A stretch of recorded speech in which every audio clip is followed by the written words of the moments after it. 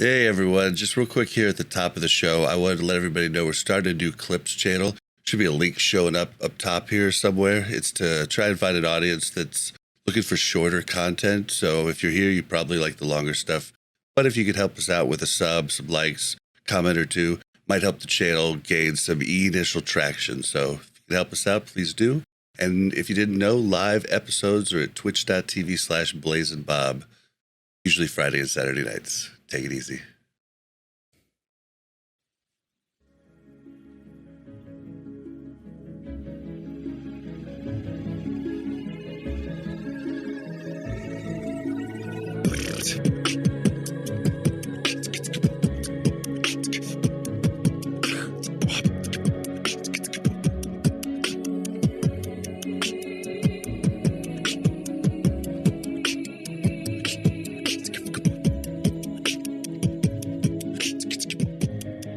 Welcome to Warcraft Reloaded, a podcast brought to you by Mash Those Buttons, covering World of Warcraft Classic and its community. I am Bobby, also known as Blaze and Bob, and we are joined once again by Mel, aka Melarina. How you doing? Hi, I'm good. You good now that Yip's not here? Yeah, I'm always much better here. Tried to invade last week. Thought we were rid of him.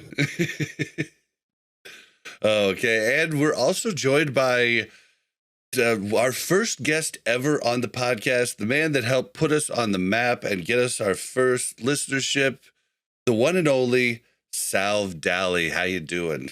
Hello, what's up? It's good to be back. Round three. Round three, Yeah. yep. A very belated round three, but yeah. Yeah, it was like episode 6 you were on, and then like episode 20-something, I think. But man, and now we've skipped ahead to 101. Yeah. It's been, I think the last time we talked to you, it might have been in the 30s, but like it was during Naxx, like a few weeks after Naxx. That's when we first talked. We talked, or the second time we talked. It was the second time, yeah. Yeah, that was an interesting episode because we got to hear about Onslaught's, way through and everything you guys had practiced. It was a really neat episode. How the other side gets through Naxx versus how we were getting through Naxx, Right, yeah. Yep. Oh, I remember that. And the second half was like talking about stuff looking forward to TBC. So I guess it's kind of come full circle because now we get to look back on it and talk about everything that did actually end up happening. Yep. Right. Yep. It's going to be cool. It's going to be cool. All right, guys. So at the top of the show, I'd like to remind everybody you can catch us live on Twitch at twitch.tv/BlazeandBob. That's BLAZZIN_BOB. Actually, there's no underscore. That's my Twitter. My bad. You can usually catch us Fridays, but sometimes Saturday nights, depending on if we have somebody from across the pond. Also at the top of the show, we have a brand new clips channel. It's for clips of the pod. It's not for, I know everyone listening right now, you're mostly on audio. Some of you, the YouTube has grown. Some of you are on YouTube. This channel is really not for you. It's trying to get listenership that wants the shorter and sweeter little snippets of conversation.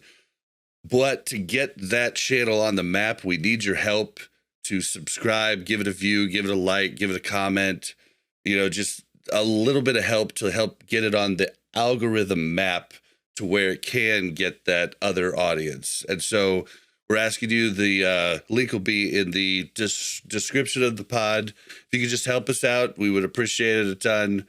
And that's all I've got to say about that. Oh, if you want to search it too, you can just search Warcraft Reloaded Clips and you should be able to find it.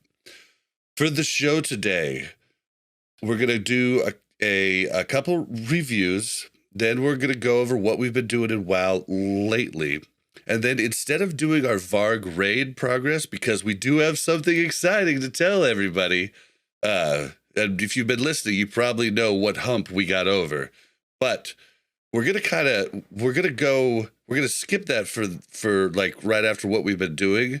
And we're going to catch up with SalvDali, get his thoughts throughout TBC. And when we get to Sunwell, we're going to talk about the different bosses.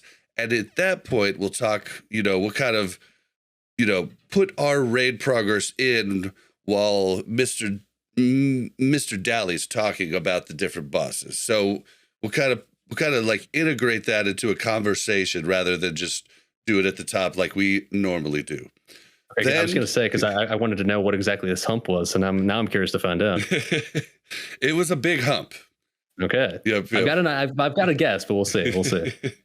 And then we're gonna go to the news. There's just one thing, and then after that, unless the episode went really long, we'll be like playing a pre-recorded interview with a listener that I had pertaining to his thoughts on why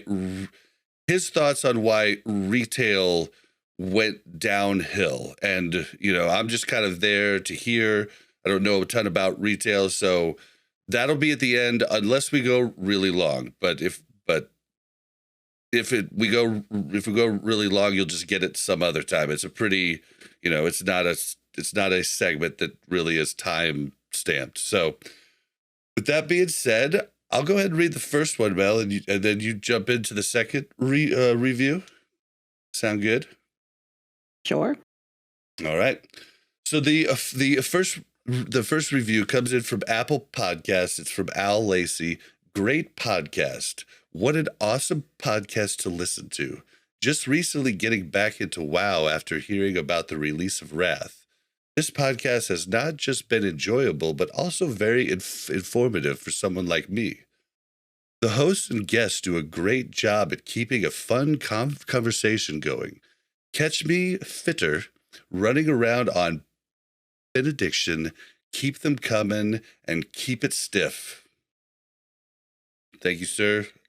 I will take a drink of my drink for that. It's fitter the name. Yeah. I would assume so. Yeah. Benediction. Okay. Yep. I wasn't looking at it, and you read it, and I was like, fitter? What are we?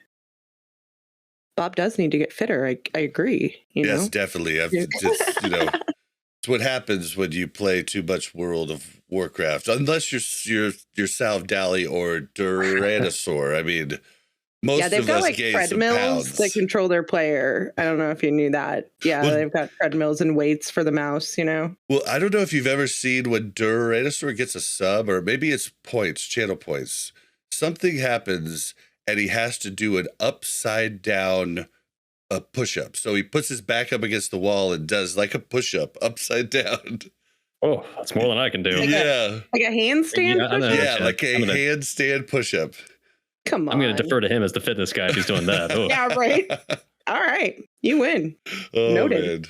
Man. All right. So, yeah, thank you so much for the review. The ones on Apple really help us a ton. So I appreciate you taking the time to do that.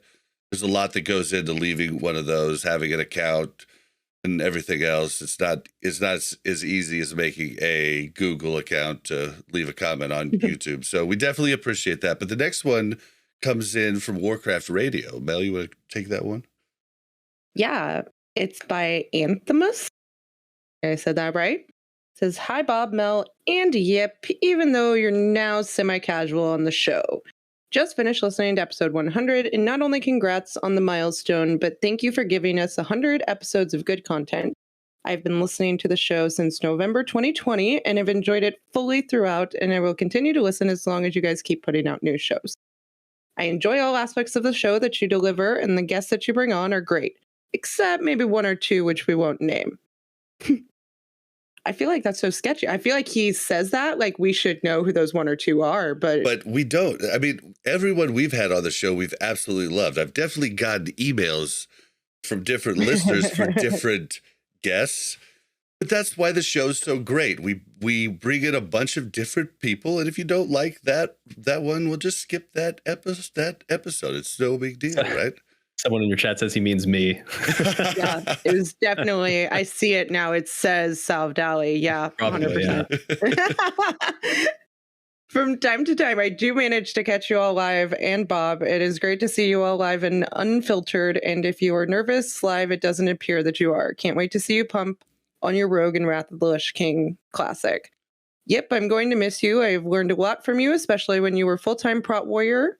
And the info you provided during raid discussions were basically my YouTube how-to videos for encounters. I never had to watch a vid because you were real good at describing each encounter. I know you'll be back periodically like Melderon, but just thought I would say you were a great part of the show. Yeah. He was. We are gonna miss him so bad. I'm just kidding. If you're I still see him every Tuesday and Thursday, so I'm not gonna miss him. If you're in chat, I made a little command to show Yip's new, well, it's not a new channel, but his channel that he's doing. He's doing 3 different series. It's really cool.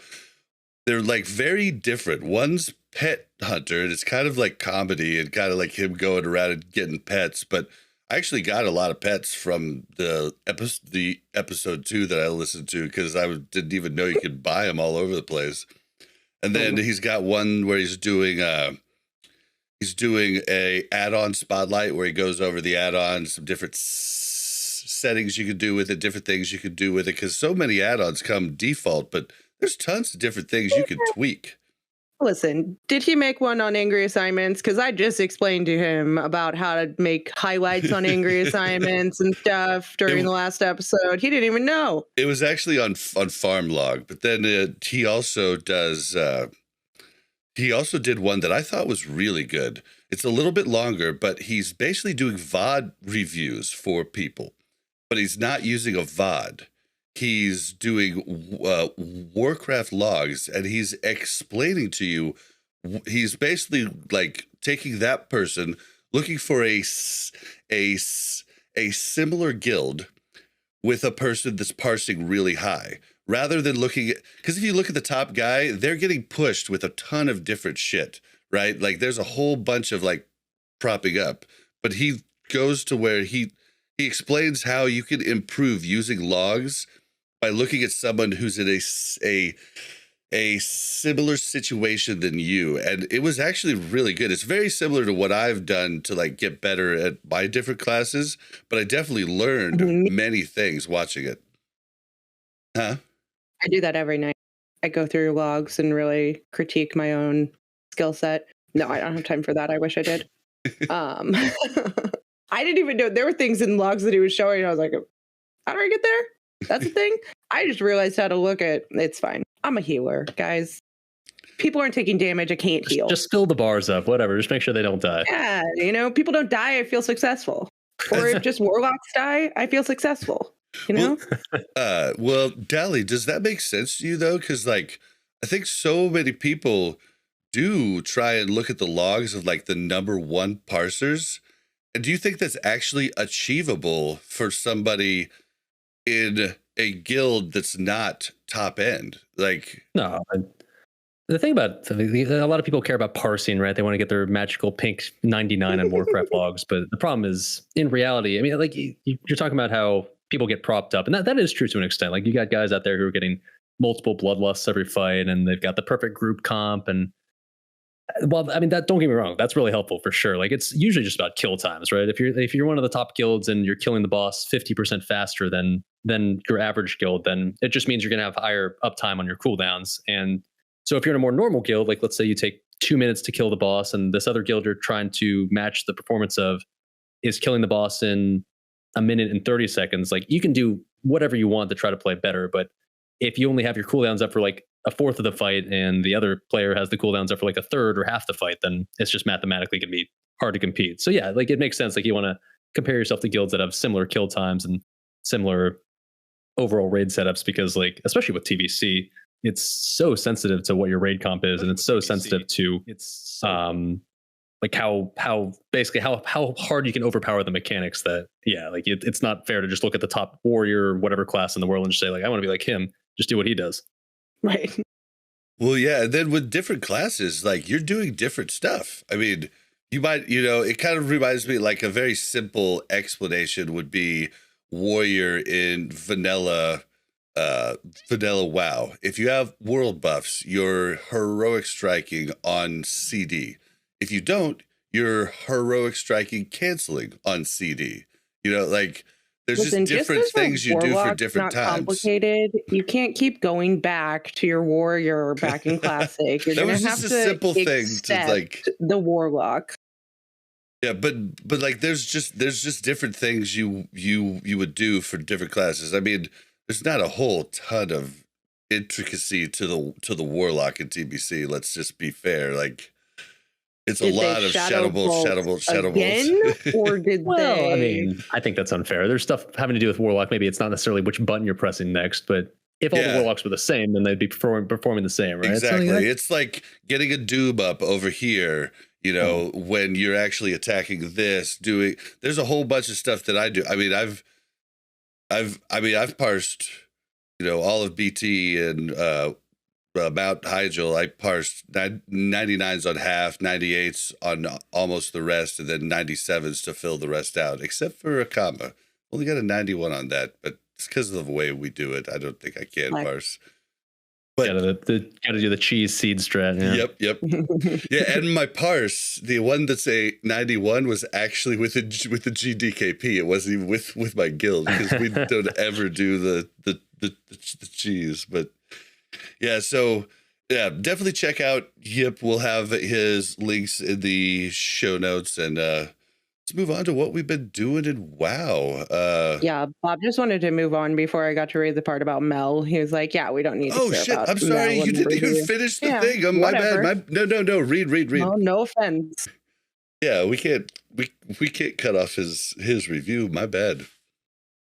It says, Mel, you're finally the undisputed #1 with Yip's departure. Thank you.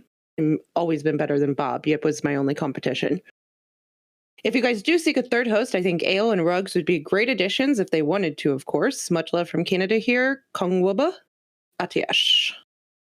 I feel like everybody has their opinions on who a third host should be. I think we're just going to keep taking nominations, you know, and just let the ball roll. Yeah, well, I mean, second him on Ale on that one. Ale would be really good, I think. Oh, dude, Ale's great. And Ale comes on a bunch, but I don't think any of the people that have been nominated are down to come on every week. Like, I don't think you guys like realize how much work it is just to come on every week. Like, this is, you know, you have to meet, you have to find time with the guest that's going to be on that week. There's a lot that goes into it. So I think they're fine with just coming on often. There's a lot that goes into it. There's a lot that goes into it for Bob. I just ask what time do I show up and then talk. Well, true, but it's still a lot. It's still a lot for you. It's a big. We just talk for a really long time, so that's where the commitment comes in. Yeah. It's just it's a lot of commitment, and you know, week in and week out. Sometimes you don't feel like doing it. I'm sure Dali knows as a streamer, like, have to do it every day. Like, that's it's just something I can't do. Yeah, for sure. Yeah, it's something you just have to. You do it whether you want to or not, because it's what you do. It's a job. But it's fine. The good news is, if we're talking about World of Warcraft all day long, I want to do it more often than I would most jobs, so I can't really complain. Go. Very true. Very true. All right, so what have we been doing in WoW? This is just recent, like, for Dali, like the last week. What have you been up to? I've been doing a lot of Sunwell. I think I did this past, or I guess currently this week, I've done 4 Sunwells. I think we're doing a 5th one on Sunday. So been just a lot of raiding, a lot of grinding, and a lot of getting loot, which has been nice since everyone's new to Sunwell at this point. So there's a lot of stuff to get. So I've thankfully had the luxury of being able to clear in all these runs. So we've been, it's been pretty fun, actually. I'm really enjoying Sunwell so far. Yeah, it's like, it reminds me of, like, it reminds me of basically Ulduar. Like there's, and I mean, for the top guilds, maybe this isn't the case, but your GDKPs you've been on, it probably is the case. There's no guaranteed farm. Like, you're probably gonna wipe on a couple bosses a couple times, like, throughout, and that's just because everybody is accountable, and or at least much more people are, and everybody has to know their role, and it makes it actually a lot of fun for me. Like, I don't know. Yeah, for sure. I mean, if you're the type of player who wants to, like, experience mechanics and rewarding mechanics, like when you do them correctly and you actually get rewarded for doing the mechanics properly, then it's probably the best rate of Classic up to this point. I mean, I think a lot of people play for different reasons, so not necessarily everybody is enthused about the idea of, like, not having it on easy mode farm, but at least for the people that like doing the more challenging mechanics, like, I think Sunwell is probably by far just the most challenging, but in a good way, right up to this point. Yeah, I feel like a lot of classic WoW has been, you know, has been rotation, you know, but like now it's rotation mechanics. And I really love that because there's so many ways to min max it. Like every pull, I'm like, all right, this time I'm gonna try this. I gotta remember to keep this up over here.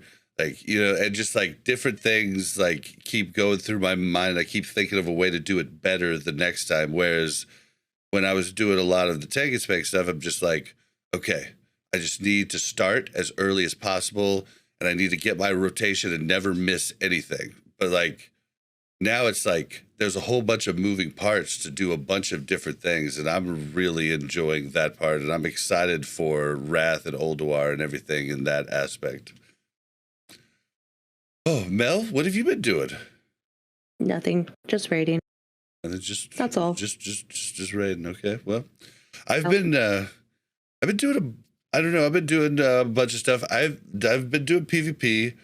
Not the best, but I'm higher ranked than I've been at this point in the season, you know, ever. So I'm like right on the verge of 1550 to be able to get that ring, and then I want to work 6 to 1650, and then just keep going. But I'm trying to take it slow, and I'm getting carried by a glaive rogue quite often, which is nice. But is this in 2s, I'm assuming? 3s I've actually had 3s.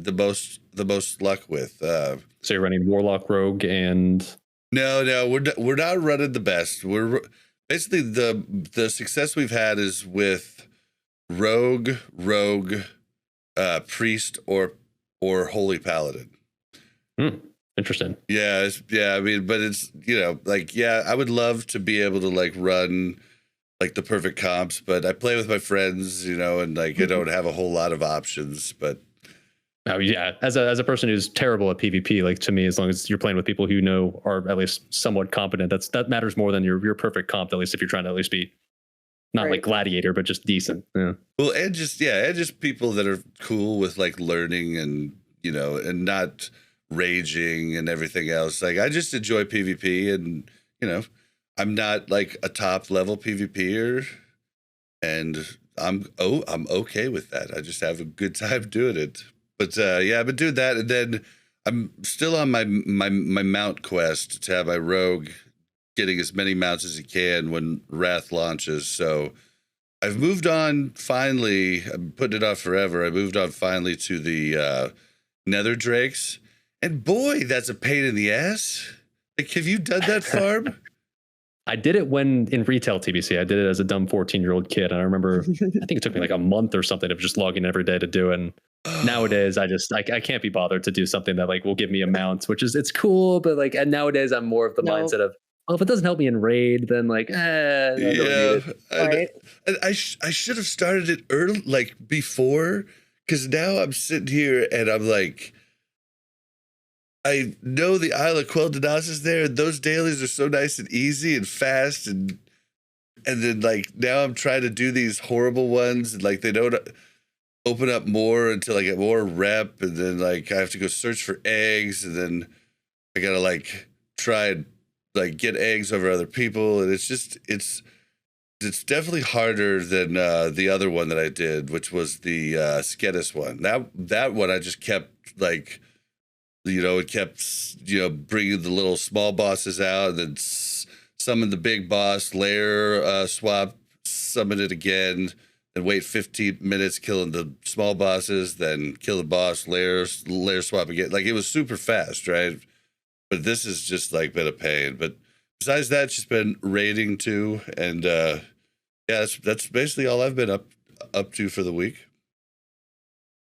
Oh, so you don't PvP at all, huh? Not more than just like casually with a bunch of people just to get points. Nah, I've been this way since literally pretty much since always I've played WoW. PvP just doesn't appeal to me. I'm just not, number one, I'm not good at it, so that doesn't help.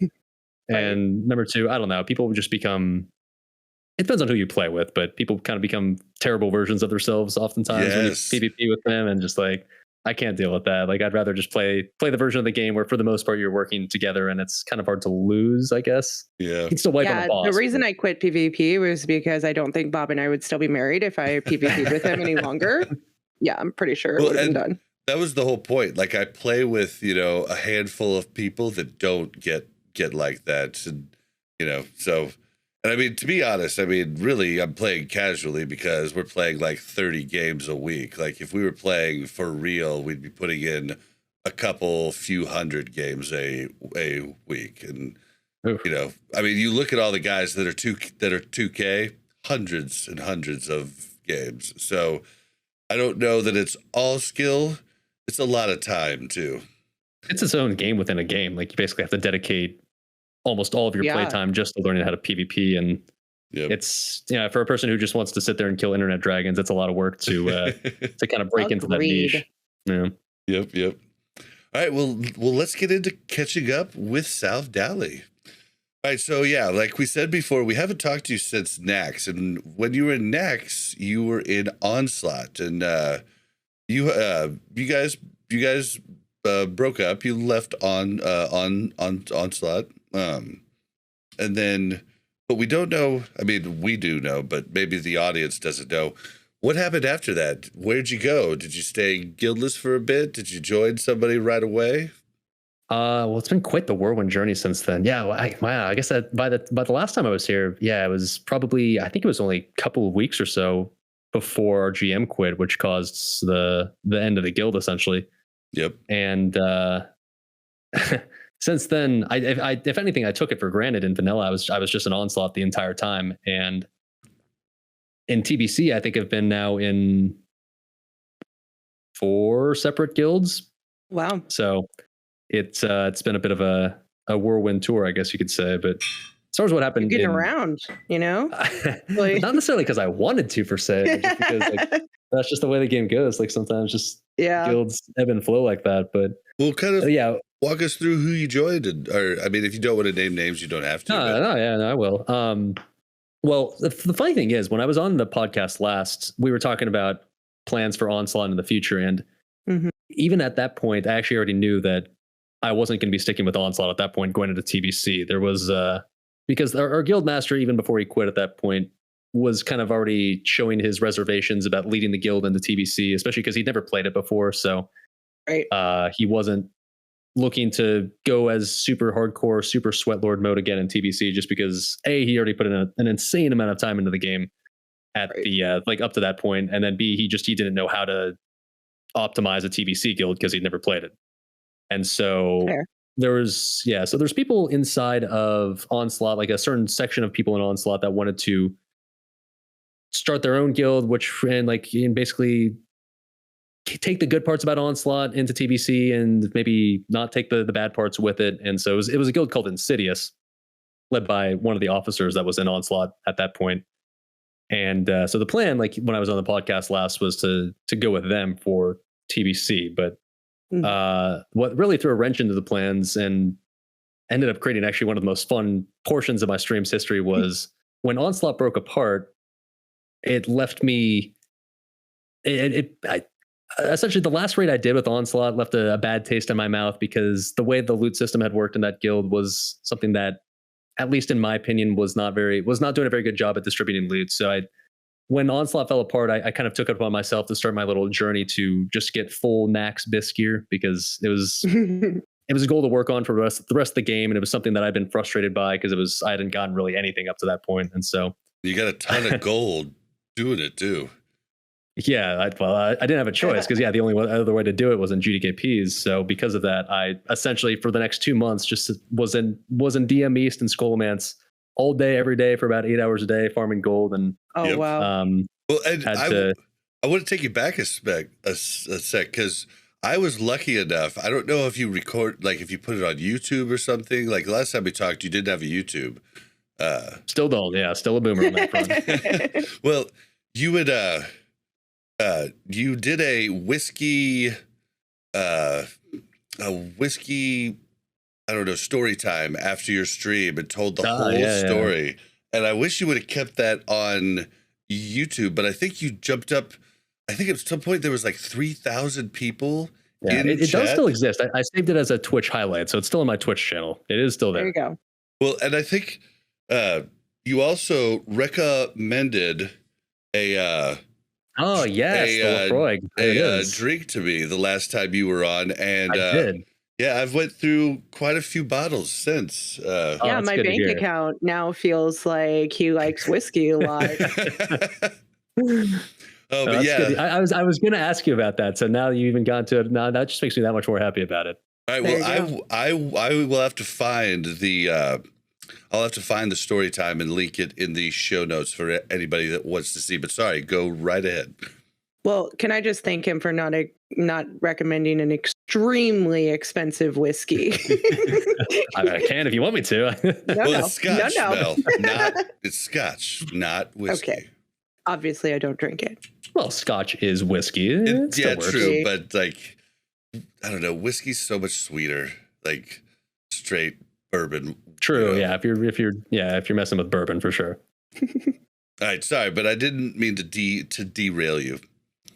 Oh yeah. Okay. So basically, to finish off with the rest of Vanilla was essentially me farming a bunch of gold all day, every day, and buying essentially almost every Naxx item. I ended up being, I think I was 3 short, but ended up getting the Gressel and the Hungry and Cold combination. So ended up having a happy ending to that story. But it's something that people refer to all the time nowadays. It was one of the more, I guess, memorable portions of my stream's history. But the funny thing is now people have constantly asked throughout TBC, like, so you're gonna farm a bunch of gold again and buy all of your bisque gear again? I was like, nah, I did it once, and I'm glad I did it once, but it's one of those things that like it was an interesting experience, but you never want to do it ever again because farming gold 8 hours all day every day got a little old after a while, surprisingly enough. Yeah, it paid off at least. It was a bummer. I got bis every single item except for main hand, offhand. Never got either of the swords, and I could have gotten them in the last few weeks. Like I got enough DKP, but like at that point, swords were like, weapons were one of the things that were definitely replaced in Kara, whereas like a lot of the gear wasn't, like, so right. I just didn't roll on it. And it's just a bummer that I never got to pump with those, but that's the way the game goes. There's always that one item every phase that you wish you could have gotten that you just never got your hands on. The one cursed item. We've all got one of them. So you didn't join a guild until TBC launched then, right? Yeah, well, at least I didn't start. I mean, the guild didn't really formally start doing anything as a guild until TBC launched, and it was the Insidious guild I was talking about. And so just like I did at the start of Vanilla, we went full on Sweatlord mode at the start of TBC, and we basically just leveled from 60 to 70 all in one session with the goal of trying to clear all the raid content as fast as we possibly could. And so. Whew. Yeah, release of TBC. I think you went in one session from 60 to 70. Yeah, that was my. Oh my god! A 30-hour long stream. That was something once again that I prefer to never do again. We dungeon grinded, and I wanted to murder myself. It was like after the 10th time of doing this same thing, I was like, "Oh my gosh, I just want to go do quests." I mean, did we? What was it? 3 days we got it? Was it 3 days or? Yeah, I was impressed with our 3 days. That's solid. Yeah, we slept. I mean, I was right there with you about the 10th run of Slate Pens. I was ready to never play the game ever again. But at that point, you kind of just go into like some sort of trance, and like 30 hours later, you're done. But you're on autopilot, like you don't even have to think about it anymore. Yeah, exactly. At that point, you start talking about the most random stuff ever with the people you're in the group with, and just kind of the game takes a back seat, and just like you just realize it like later. Oh, I guess I leveled. Okay. And then after you get going, longer, like you start getting like. Okay, I can't handle this joke from this one dude one more time. I cannot handle this joke one more time. My problem was like we had one person who would keep breathing very heavily into his mic, and we kept telling him, "Dude, mute your mic or something." And he kept telling so yeah, after about 20 hours, that got pretty old. But like I let this go for the first 20 hours. Now it's done. I got to stop at the 21st. Yeah, that's where I draw the line. Oh, but man. Anyways, it ended up being for the most part worth it. We ended up getting the world third. I think it was Mag and Gruul clear. So nice. That ended up being at least somewhat of success. We lost to progress, but then you could say that about any other phase ever. So That's okay. not too much to feel bad about. You're not bitter. I can tell. No. No. We'll get to No that, hard I guess. feelings. Yeah. So that kind of leads me to phase one. Just curious, did you stay with the same mains like mage and warrior, or in phase one, or? In phase, I came into TBC actually looking to prioritize the mage. Like in vanilla, I'd mostly prioritize the warrior. Like I was maining both mage and warrior, but the warrior definitely took a more pivotal role just because it was the character I was using for stuff like speedrunning, and it's probably the character people knew me better for. But I started off as mage largely because everyone remembers the propaganda before TBC came out about how like, oh, warriors are gonna be terrible. It's a dead class in TBC. Was it really propaganda though? Like if you think about prior to the SSC TK nerf, I mean, just think about how often melee were dead. And like, would you really? I mean, there was guilds that did the whole cheese strat of the ogre suit, you know, for Lady Vash. But I mean, until like that nerf, like I mean, warrior really still wasn't that good. They still did good damage, but I mean, the mechanics just kind of blew them out. They didn't have all the armor pen. Also, like, I mean, it kind of was true early on, I feel. But do you not feel that way? Well, in phase one, absolutely, they were awful. It was atrocious. That's in phase one. I was like, okay, well, yeah, I see what they were talking about. But at least in my experience in phase two, it depends on what sort of guild you're in, I guess. Like the faster you can kill stuff, and the more you can kind of guerrilla each boss, the more you can get away with the run. Yeah, I'm really just thinking of like pre-nerf Lady Vash and pre-nerf TK, and more Lady Vash. Like there was just so many punishing, like with the green like slime and everything. There was so many punishing mechanics for the warriors. But sorry, I didn't mean to derail you. I just hear that all the time that everybody was wrong, and I was like, well, they were kind of right. Like, and a lot of people said they'll be good later. Well, you're right. I think in that there was definitely mechanics in that for like portion of the game that were required. You had to play better if you wanted to do well as a melee. You couldn't just sit there in one spot and just stand and not look at your screen, roll your face on the keyboard, and expect to do fine. Like if you wanted to be a warrior who was capable, or just any melee class really, who was capable of doing decently on Vosh, you had to be like, you would do stuff like try hard stuff like bring the ogre suit, and you had to be very careful to save your potion cooldown in case you got rooted in slime, so that way you could save yourself. Right. And I mean, it definitely helped also if you had healers who were on the ball who could react to like, oh, you know, this guy needs a freedom, otherwise he's going to die. So, and also the tank aggro seemed different. Like it seems the tanks are keeping aggro way better now than they were in phase one with like without the expertise and all that. Like I could be wrong, but like it seemed like melee was taking aggro way more often earlier on in the game than now. Yeah, well, early on in the game, I think it's largely just because the tanks had to wear a bunch of chunk gear, right? They just had to wear nothing but the highest stam defense stuff they could find, because that was the bare minimum of what you needed. And like now they can wear that same sort of gear that also has a ton of DPS stats on it too, so that way they get the best of both worlds. But yeah, I don't know. I think it largely depends on like your specific guild's experience. To me personally, once I got to phase two and once we got into SSC and TK, the melee were doing fine. On my warrior consistently, I was probably, in my specific experience, but just more on average, I'd say warriors were usually in the top 3 for overall damage for SSC TK. So oh yeah, with the trash and everything. Yeah, obviously the trash helps, of course, because you can cleave. But yeah, even as early as phase 2, like the speed runs I was doing would stack up to 5 or 6 warriors in one run. Not all of them, but yeah. I think most people, even if they said warrior would eventually get better in TBC, nobody really thought it would be by the time you got to like SSC TK. So to me, at least, it was propaganda, like I said, just because I think maybe for a more average guild, I guess it makes more sense why a warrior would have had a rougher time back then. But and even if you had to like wait it out a phase, right? Like you can be not great for one phase and then do really well, right? Like I feel like they made it sound like all of TBC warriors are going to be just like bottom of the barrel. Yeah, exactly. People made it sound like for the game, like half the boss fights you couldn't DPS for half the time, and you'd be dead every boss fight. And like you'd have to just stand in the corner and wait for them to come back in. Yeah, that's what it sounded like. I'm in complete regret phase. I wish I would have been benched phase 1 and 2, and my main was Fury right now because I'm having a blast. I'm actually like, I've got some gear now. Like I've been doing raids with my Fury Warrior, and it's so much more fun than the Warlock. Oh my god, it's so much fun. And so, I'm just wishing I had just been patient. I think a lot of us are in that spot. I mean, that's exactly where I was going with me starting off maining mage because I thought, well, it's going to be terrible.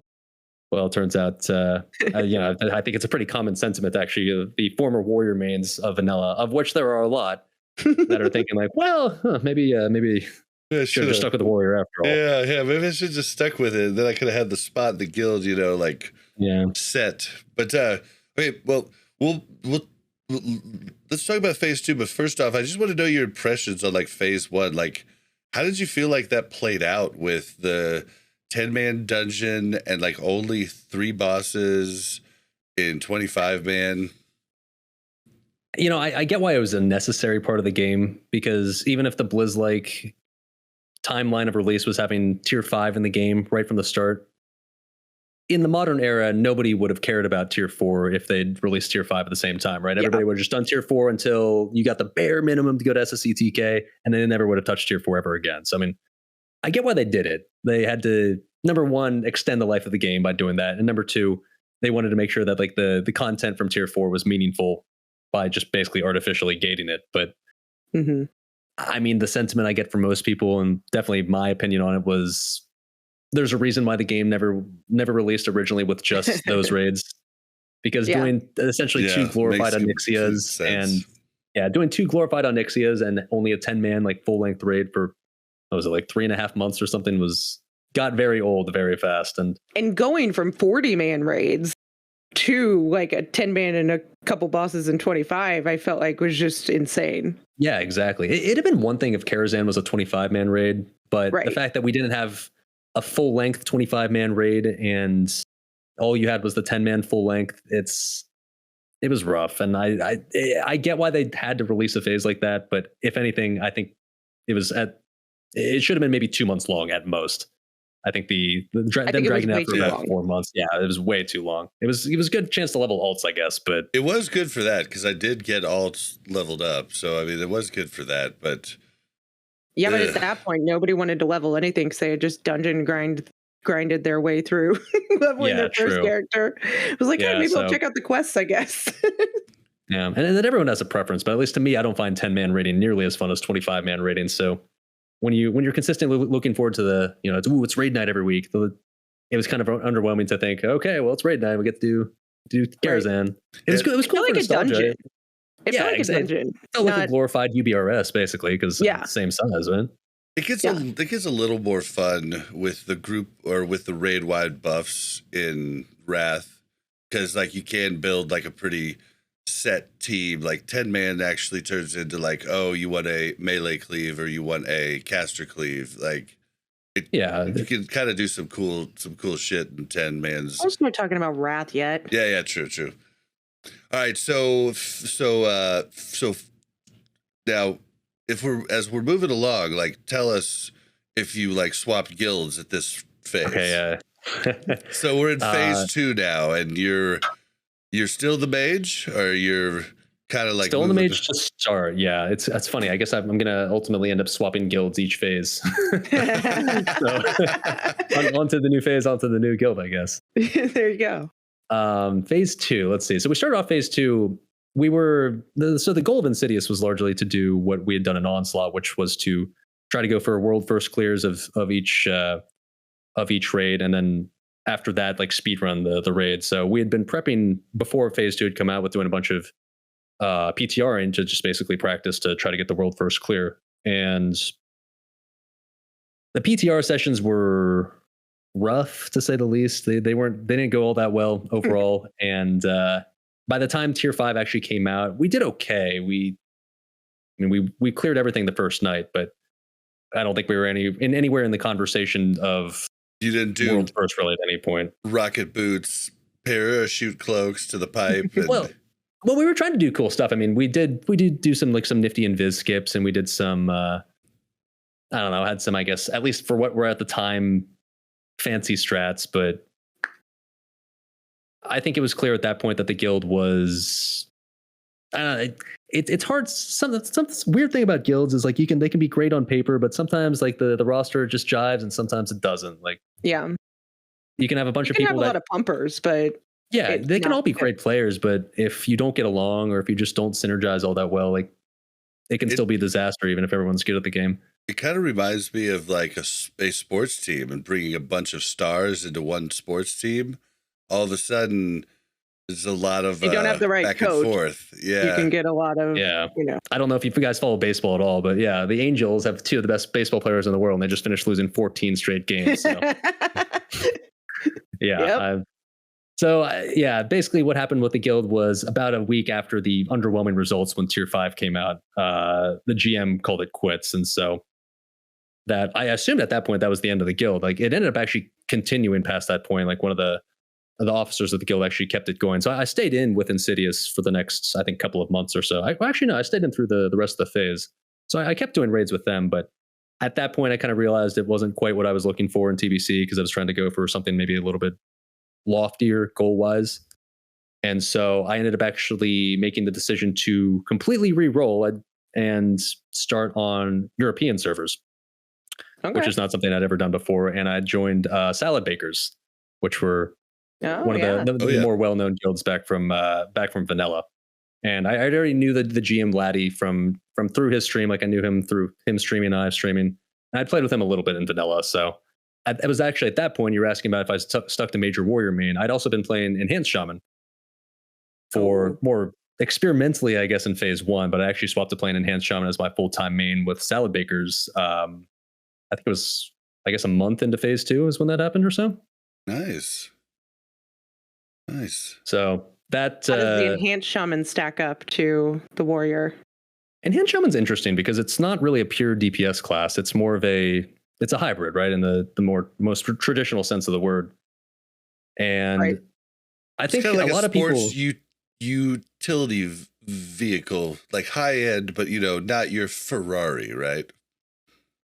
I'm not sure that analogy works. I think it's more like it's kind of like it's just like a Swiss Army knife. It's got like all the different tools built into one, and it's not necessarily the best to use for any one particular job that you need it for, but it does so many things so well that like you always want to have one. Is Enhanced the melee or the caster? The melee one. I never remember. Yeah, it's the one that's totem twisting. So Enhance is interesting because it's not a class that can never top the meters or anything, but it's a class that has a huge impact on the overall raid damage because it brings like a ton of totems and obviously bloodlust and ability to use drums, assuming you're a leather worker. So it wasn't a class I was sure I was going to like just because I've only ever really played more just pure DPS classes. But the combination of support plus DPS that you're trying to do at the same time and trying to optimize it by totem twisting correctly is really interesting. So it was a class I was actually really surprised to like as much as I do. I'm not sure I'd ever want to play it as my only class because it is also fun to play the classes that can top the meters. But as one of my classes, you have to scroll down and start your meter at 7, and then you'll feel like you're closer. No. All you have to do is you look at the warriors in your group and see if they top the meters. Like I did that. That was because of me. Right. Vicariously through them. Yeah. There you go. Yep.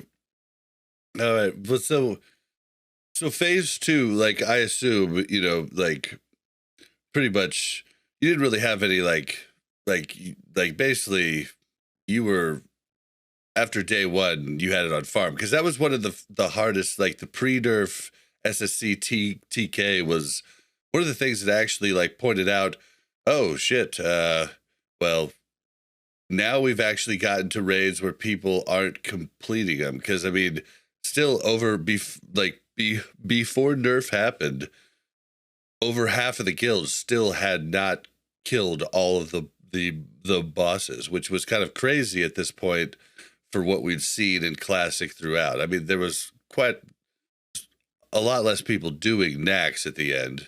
True, but especially going from Kara, Mag, and Gruul to SSC and TK, I think was just a shock to a lot of people too. And I think you ended up losing some people in Gruul and Mag because of how long it went. We didn't lose anybody in our guild, but I know people were taking a little bit of a break.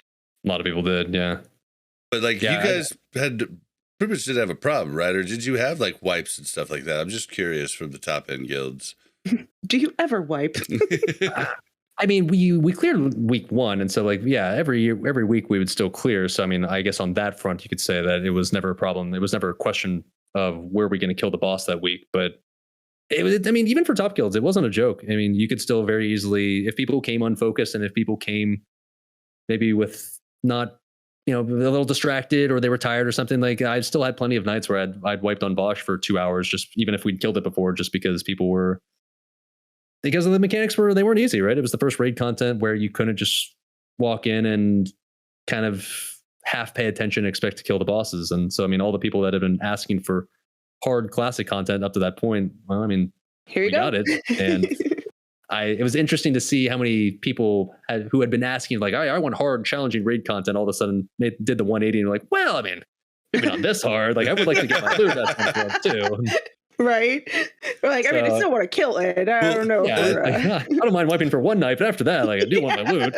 Well, like, and we've talked about it. There's so many weird things with phase 2. Like, for instance, like the tier was garbage for most warlocks, and you're stacking quite a bit of warlocks.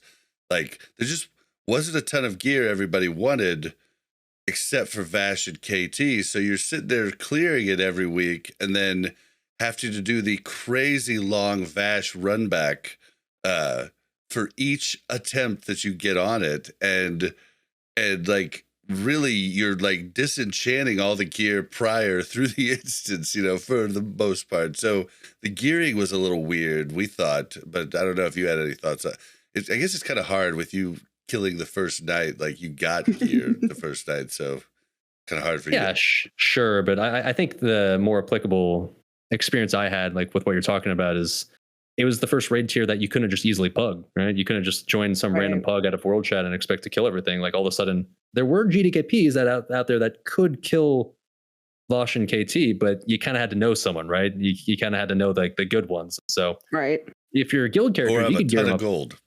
Yeah, or have a ton of gold. Yeah. So for your good, your guild characters, like I was okay, but for my alts, it was rough because you couldn't just go in and expect to say, it wasn't a question of like, ooh, well, if the loot drops, am I going to buy it? It was a question of like, where are we going to kill the boss? So that way the loot. So. Right. Yeah. So that was definitely a rough part about trying to gear the characters that weren't in guilds at the time for me. And I'm assuming probably a lot of people, just because Vosh and KT especially were just fights that if you hadn't practiced the same fight with the same people over and over again, it was a lot there's just like little things about those fights that people would mess up if they did it differently, depending on which guild you were in. And it was very punishing, right? Like, it was the first raid that I think really opened our eyes to figuring out who the weak links were, right? Because before they could kind of skate under the radar and it wasn't as big of a deal, at least in a, you know, semi-casual guild. And I think this was like, oh, okay, if you mess up, you kill everybody. So now we need to figure you out because that's not going to work, right? Yeah, the one guy that's standing too close to Copernican, all of a sudden he kills everybody because he got hit by the con flag, and then he does it 3 more attempts, and you're wondering why. Yeah, then he goes run through the raid and stuff. Yeah, it's fun. Yeah, I don't know. I thought it was interesting that it was the first hard content of that up to that point, but I do wonder if it was actually. I mean, it's what a lot of people have been asking for a while, but I do wonder, like, in hindsight, was it actually good for the game that it was that hard for that long? I don't know. It's hard to say. I feel like for us, we're not super hardcore, but we're not super casual either. We're like kind of in the middle there. We've got some pumper hardcore people, and then we've got some less hardcore people.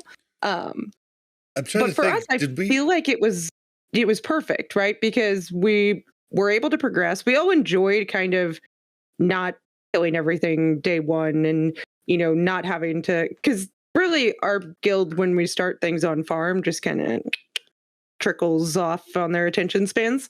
Yeah.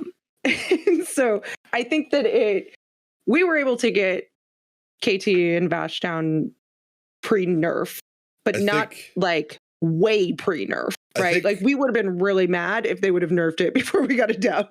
Okay, so there was the half week, but I think we got it down. I can't remember exactly, but I think it was the third week, the third full week. And then KT was the next week. But like the problem we did Bash first, and then we went to KT and we were like, oh. We kind of found out I was gonna say normally it was the opposite. Yeah, we did it wrong, but it was crazy because I feel like we were forged, we were galvanized by the progress on Lady Vash. I think we dropped her on the 24th attempt. I think we had 23 wipes on Vash, and then it only took like 8 wipes on KT to drop KT. But the problem is we had to prioritize those things because of so many bosses. So like after we dropped Vash, we just went straight to KT the next week and just tried to drop it rather than even thinking about going to SSC, right? So like, but like, what's funny is like, if we would have just done KT first, we might have done a better job and been faster. I don't know. But like, basically just doing all those attempts really did. I think it was the coordination on Bash that held us back, right? Like, I think it was just getting everybody on the same page, getting everybody to do what they needed to do. And there was just a lot of moving parts on Bash, and getting our guild to become coordinated enough to do that, I think made KT a lot easier, right? Because once you have that coordination already, I mean, because Vosh, I mean, most people would have agreed that like it was the harder boss. So like if you can get that down at that point, you were already kind of set for KT for sure. Yep. Oh, okay. So all right. So you stayed with Insidious all through phase 2. No, Salad Bakers. Bakers. I was in both. Yeah, for phase 2. Yeah. Oh, you were both. Okay, I missed that part. I had stayed on the mage in phase 2, and then you did the shaman on Salad Bakers. Gotcha. And this entire time in the background too, I was actually playing a warrior as well. But at least for this entire time, it was still just like, oh, what's this? It's the for fun alt, right? At the time, maybe someday. You never know, right? All right, so then it gets nerfed. It becomes just absurdly easy. I mean, it was a joke at that point. I think KT actually was harder than Vash at that point. Based on my pug experience, there's pugs to this day that will still wipe on KT hilariously. And then phase 3 comes in. Was this like what the hell is this? Because it was pretty easy, right? I mean, it was easier than pretty much everyone expected. I mean, I'd never played TBC before, so I didn't necessarily know what to expect. But when you'd gotten so used to how punishing the tier 5 final bosses had been, you got to tier 6 and you thought, well, it's probably going to be something along the same lines, right? And then I personally, I was pleasantly surprised. To be honest, for me, I didn't mind the difficulty of tier 5, but I think it was fun to progress, but it wasn't necessarily fun to farm every week just because, like we talked about earlier, I guess as you get deeper and deeper into a phase and you start to get more and more in farm mode, people's attention span starts to drop off. And we were definitely having problems with even 2 months after we'd down Vosh, people are still just not paying attention. So you still die to it. Yeah. And so I was expecting the same thing in phase 3, but I mean, Illidan, maybe not a total joke, but for the most part, you can just kind of brute force it. And I personally like that. I in my opinion, Black Temple, at least up to this point, I can't say yet just because Sunwell hasn't been out long enough, but I really like Black Temple. I thought it was the best raid, one of the best raids in Classic up to this point. Maybe certainly in TBC, in my opinion. I mean, I liked it, but I think Sunwell is definitely my favorite for different reasons. But we'll talk about that when we get there. But I thought it was pretty good. I thought Council was the hardest fight in Black Temple. I don't know about you. Yeah, it definitely was initially. I remember when I was doing it with the Salad Bakers on the PTR before it actually came out. I think Council was the one that we spent 3 hours wiping on, and then right after that, we just did Illidan 3 or 4 attempts, and boom, we were good to go. So that was interesting, and I think if anything, I I thought council like that experience gave me the impression that it was going to be harder than it was, but it turns out, I guess, once you get a bunch of gear, it wasn't so bad anymore. But I can say that for every fight, I guess. But I don't know. For me, Black Temple was the perfect butter zone of not a complete joke difficulty wise, but I think it was at least for me personally, a much more fun raid to play in long term. Just because even if somebody made a mistake here or there, it doesn't necessarily mean like an entire raid wipe. And yeah, it was definitely more fun than Hyjal. So maybe, just the comparison of that tier, you were like, yes, I love Black Temple. Let's not. True, yeah. No, I guess there's a reason why we haven't mentioned Hyjal a single time. Yeah, we try to forget that raid ever existed. Well, I'm gonna mention it in a second, but first off, I wanted to talk about Terran Gorfied. We all heard prior to BT coming out. If you guys don't know how to do the little the thing where you get taken over, I forget the name of it. The mini game, whatever it was called. Yeah. They're like, everybody play this mini game and yada yada yada. And from day one, our guild has still, the first person has never done it completely right. Like those ads are straight up in, and we're still killing the boss. Like every time, you can literally just ignore it the entire time. Yeah, I know. Everyone said like, "Oh, if a single one of the skeletons reaches the raid, it's an instant wipe." And in reality, like, "Oh, the skeleton is kind of tickling me. This is annoying." Yeah. The first time we had it happen, we just brute forced through it. Like we were like, okay, well, that wasn't bad. To be fair, it's like the first 3 raids, I was like, okay, this is the rotation. This is what I have to do. And then I didn't get it. And then I didn't get it for another 5 raids. And then on like the 6th raid, I was like, oh, crap. What was it I was supposed to do again? And it was fine. Yeah, because it only happens to one person. I think I've been clearing BT on 3 or 4 characters every week since it came out. I've only ever gotten the game once, ever. At this point, I don't know what the odds of that happening are, but like to me, if I had never learned it, it wouldn't have even mattered because I'd never do it. It's only happened to me once, and I'm pretty sure I was doing it right, but I only got 1 global off before Terran dropped because I was number 2. So like, I mean, I just don't even know. But yeah, I think that's definitely one of the fights where the fact that the player base is so much better nowadays has kind of changed the idea of that fight, because I'm sure if that fight goes on another 3 or 4 minutes, then all of a sudden you actually have to do it properly or you're going to wipe. But, if you can kill the boss in 2 minutes, then all of a sudden, like, who really cares about the actual mechanics? We'll be fine. Yep. Yeah. Oh, well, yeah. So, yeah, the last thing, Mount Hyjal. I mean, when I think about it, like, I just think about the waves of mobs. And I actually got into it with my guild because of Mount Hyjal. I got lazy as hell on the trash, and I'm a lock, so people notice if you get lazy on the trash. Like, I'd be like running AFK to make a drink and stuff like that. Like, it was bad. I definitely corrected the behavior, but like, it was just bad. It was just not fun. And then the boss encounters, like, oh, we're gonna get stunned. Okay, this is a cool mechanic. Like, like there goes the parse. Like, and it's just like I just didn't really like any part of it. And then the last boss, like, if you just have 1 or 2 people that aren't,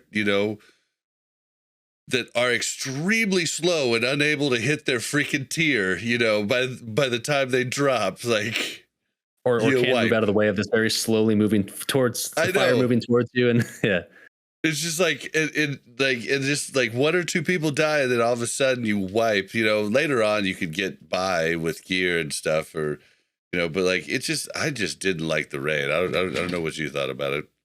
I think the problem with Hyjal was that Blizzard back in the days made it as kind of a nostalgia trip. I mean, if you played Warcraft 3, it was cool to be like, "Ooh, wow, I remember doing this mission. It's cool to do all this again." And yeah, it was cool once.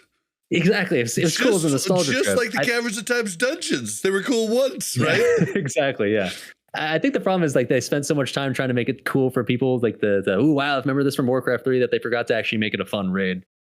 And so, yeah, like when every boss has this mechanic that'll just randomly just like completely screw you out of like your parse because like, oh, sorry, you got slept, or no, sorry, you got stunned for half the fight. What can you do? Then, yeah, it's not very fun. And then like nobody likes wave based anything ever. No, yeah, I mean, you can never cut the time down. Like you can't even have a fun speed run. I mean, you can cut the time down by going to the spawn, but I mean, it's still not, you're still like never going to get faster once you get the fastest, right? Yeah, you can't have any sense of progression, right? You can't like, pull faster, pull this pack and this pack at the same time, right? It's just like, all right, here's the same wave over and over again. But yeah, can you get the next one? No, not yet.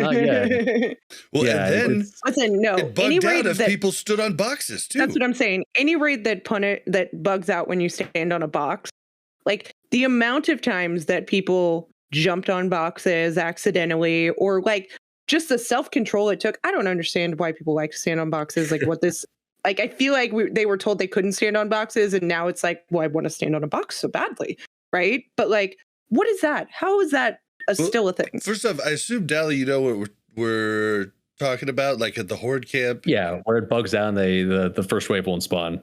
Yeah, and then everyone's been there at some point. Yeah. Oh yeah, and then like the first time you don't know, so you kill all the other waves, and then the first wave spawns with the boss, and then it just stops.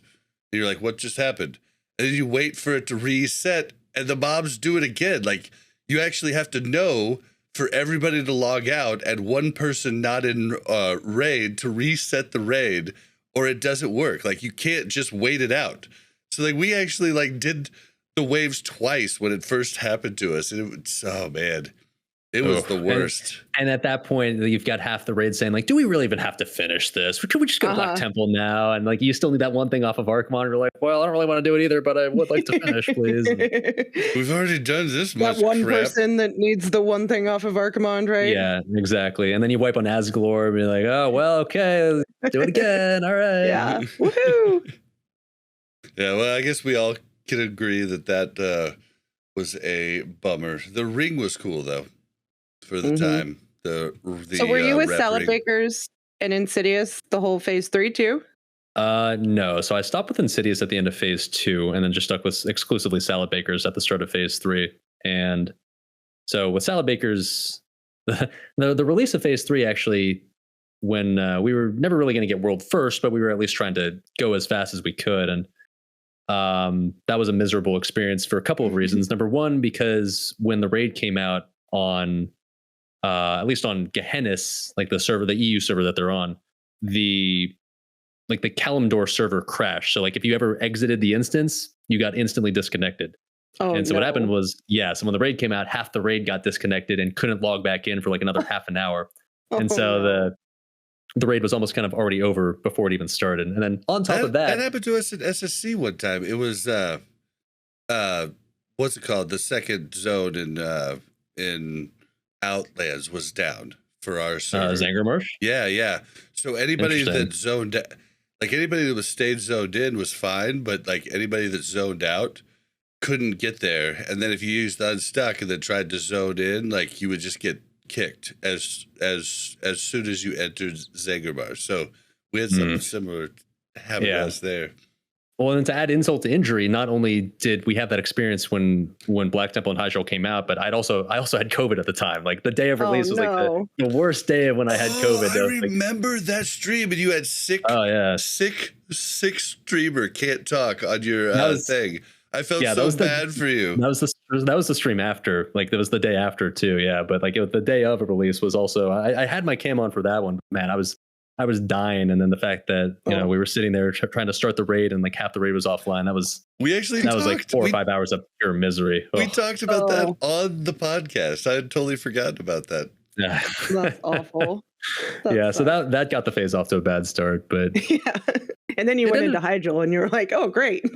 because we had to start with Hyjal, right? And then we wiped on a Netheron bosses, and that I just remember. I'm not sure I've ever had a more miserable stream than that one, but I guess if anything, it got better from there, because I personally really enjoyed phase 3. I thought it was a lot of fun. I at least in TBC up to that point, it was definitely my favorite phase. So unfortunately with Salad Bakers, our results in that phase weren't as good as I would have hoped. And I think if people think about Salad Bakers, they probably at least remember them from Vanilla being one of the super high end guilds. And like they're still good in TBC, but they've definitely fallen off a bit to the point where it was a bit frustrating, because like they remember, like there's still plenty of people in the guild who remember the heights that they'd reached in Vanilla, and Right. Everyone wanted to get back to that point, but Is it really the same hasn't guild leader and everything?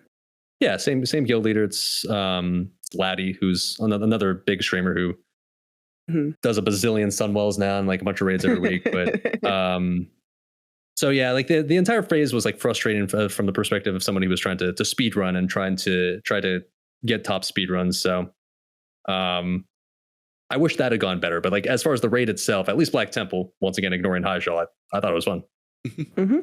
Yeah, I mean, I did have a good time, and the first few Hyjals were fun. It got to the point where you're like, eh, and then having to go buy your gear at Hyjal.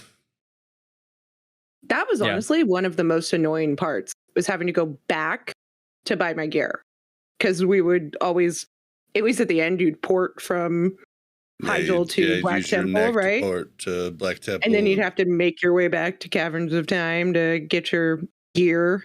Or you'd be like me and the classic charade, like, anybody can come invite me to a raid, please. I want to go and get my gear now. Yep. Right? Or you'd be like me and get yelled at by guild leadership because I like went and died in the pond so I could run back and grab my gear before going to BT.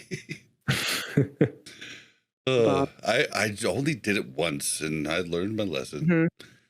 But yeah, okay. So I thought it was pretty cool too. It's just like, you know, it kind of brings me into like going into phase 4. Like phase 4 was, you know, just Zul'Aman, right? You know, no new arena season, and Zul'Aman was really fun. It actually still is kind of fun for me now, but like it was just such a small phase. Like, what are your thoughts on phase 4? To me, it didn't even really feel like a new phase. It was more like phase 3.5 almost.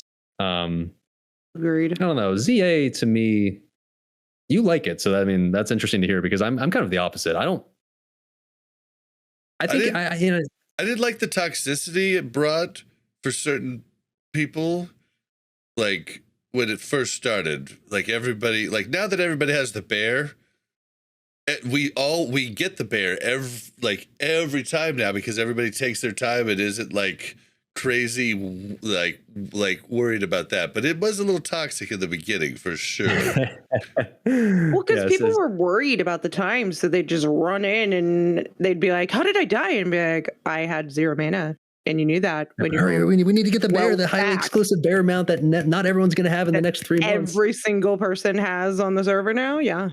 I don't know. The thing about ZA to me is like the raid itself, I think, is actually fine, but I think it's more that I just don't like 10-man raiding, especially in TBC where you don't have the raid wide buffs. It just, especially once you're used to playing in 25-man raids, playing your class just doesn't feel as good in a 10-man raid. It feels really weird, like playing a lock and like all of a sudden I'm like, dude, I'm doing like half the damage. Then you look at your parse and you're like, why? Yeah. Like I normally parse in like the high 90s. Why am I parsing a 78?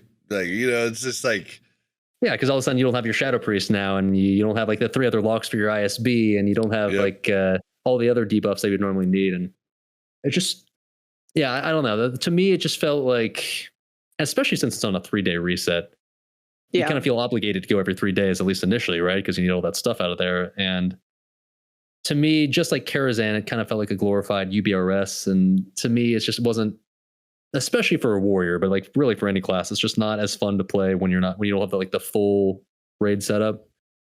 But you felt obligated to do it anyways.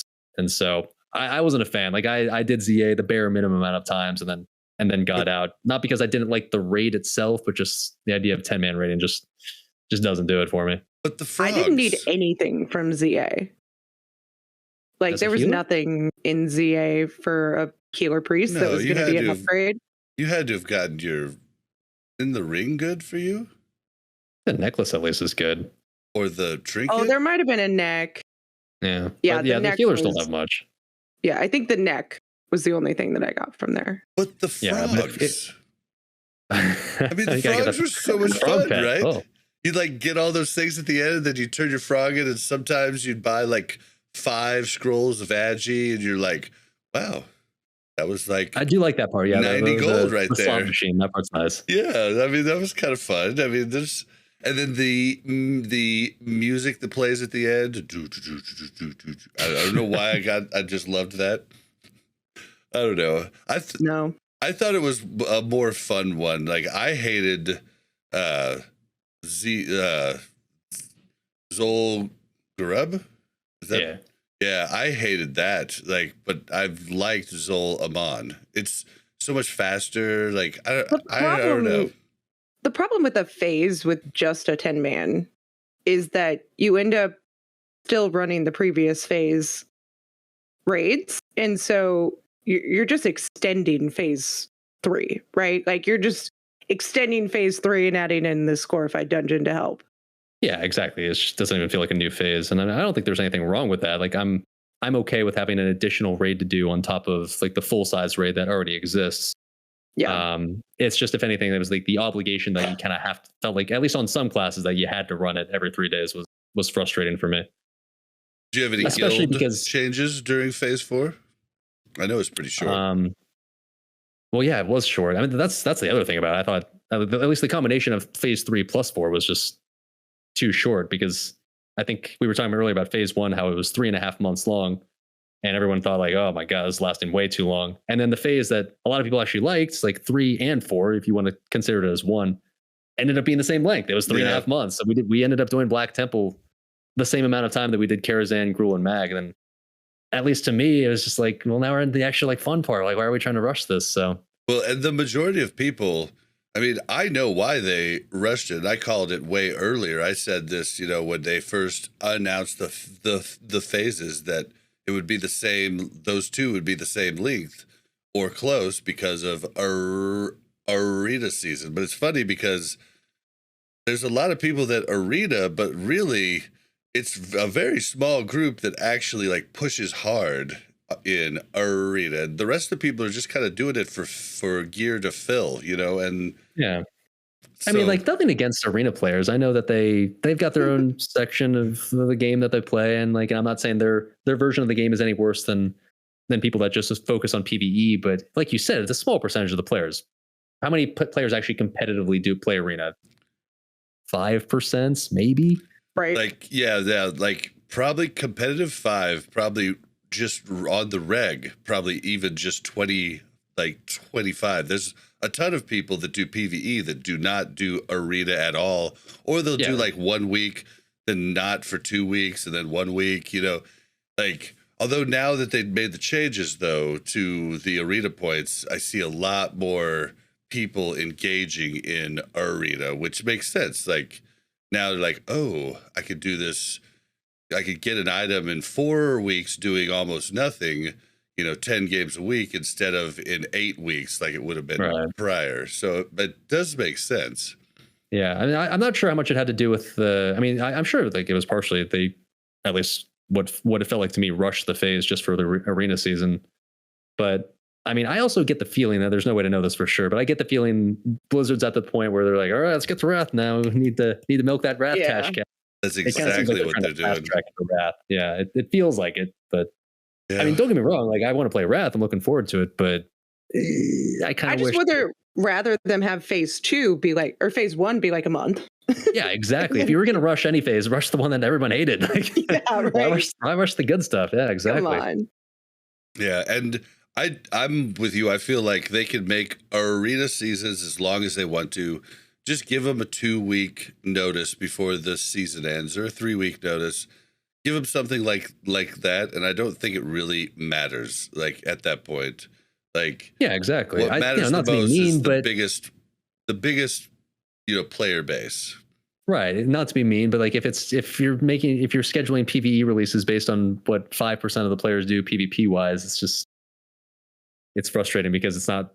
You're dictating the schedule based on what a tiny percentage of the player base actually does. And yeah, I mean, as a person, I guess, who doesn't PvP at all, I guess I'm biased on that front, but it was annoying. Yeah. And it definitely made them mad. And I do get it, but at the same time, you just, like you're playing a niche part of the game, and I hate this term, but it is what it is. I mean, the majority should probably be the ones thought about the most.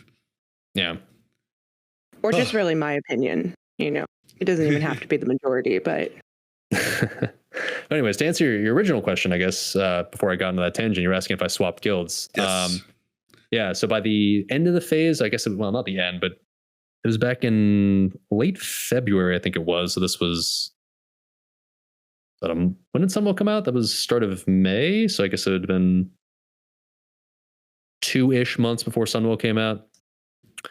I'd been in Salad Bakers up to that point and kind of talked about how the results weren't that encouraging, and I wasn't necessarily actively looking to leave. Like I was frustrated, and like so was everyone in the guild, but I wasn't at a point where I was trying to look for other guilds or anything. But I'd actually, someone from Progress reached out to me, the guild that I'm sure plenty of people know for getting all the world first stuff, blah blah blah blah blah. And obviously I'd heard of them plenty, and I'd competed with against Progress back when I was in Onslaught in Classic, when we'd competed for speed runs and getting the world first, clear the raids. And so someone from Progress, one of the leadership, reached out to me and said like, hey, are you potentially interested in trying to up your game for the speed runs and for progression? And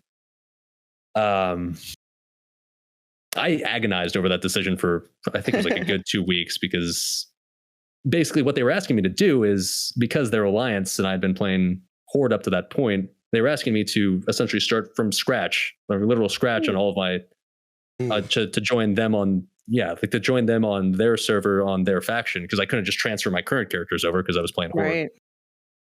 And I'd already done that, because when I went from Insidious to Salad Bakers, I'd gone from NA to EU servers, and I had to start from scratch then too. And at least when I did Horde this whole time, right? Yeah, I'd never played Alliance before. This is the first time I've ever played Alliance. Here, this is for you. Oh, the Alliance!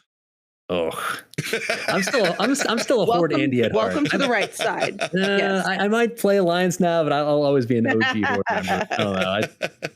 I play Alliance out of obligation, not because it's necessarily my preference now at this point. No. I mean, playing Alliance is fine. It still feels weird to this day to be sitting in Stormwind instead of Orgrimmar. I'm not sure I'm ever going to get used to that. Yeah, but how much prettier is it? Oh God, don't even get me started on gnomes. Oh my God. I don't know why. If we could just delete an entire race from the game, it would be no. You guys, Horde hate gnomes for some reason. Like Horde just despise the gnome class, the gnome race. Yeah, I mean, if you didn't have gnomes, what would you use for a football? I just don't understand. Man.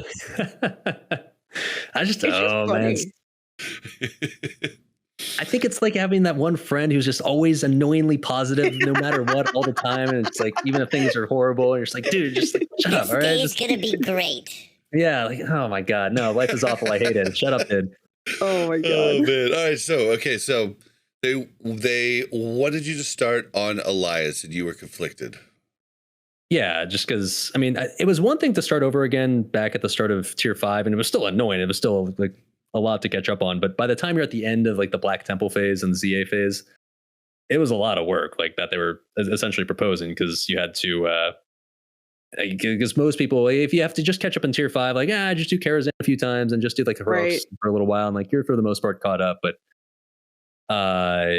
once it's at the end of the Black Temple phase, at that point you're like, okay, you got to deal with like the heroics, and it wasn't like it wasn't nerfed yet where you could do the heroics at Honored. You still had to be revered.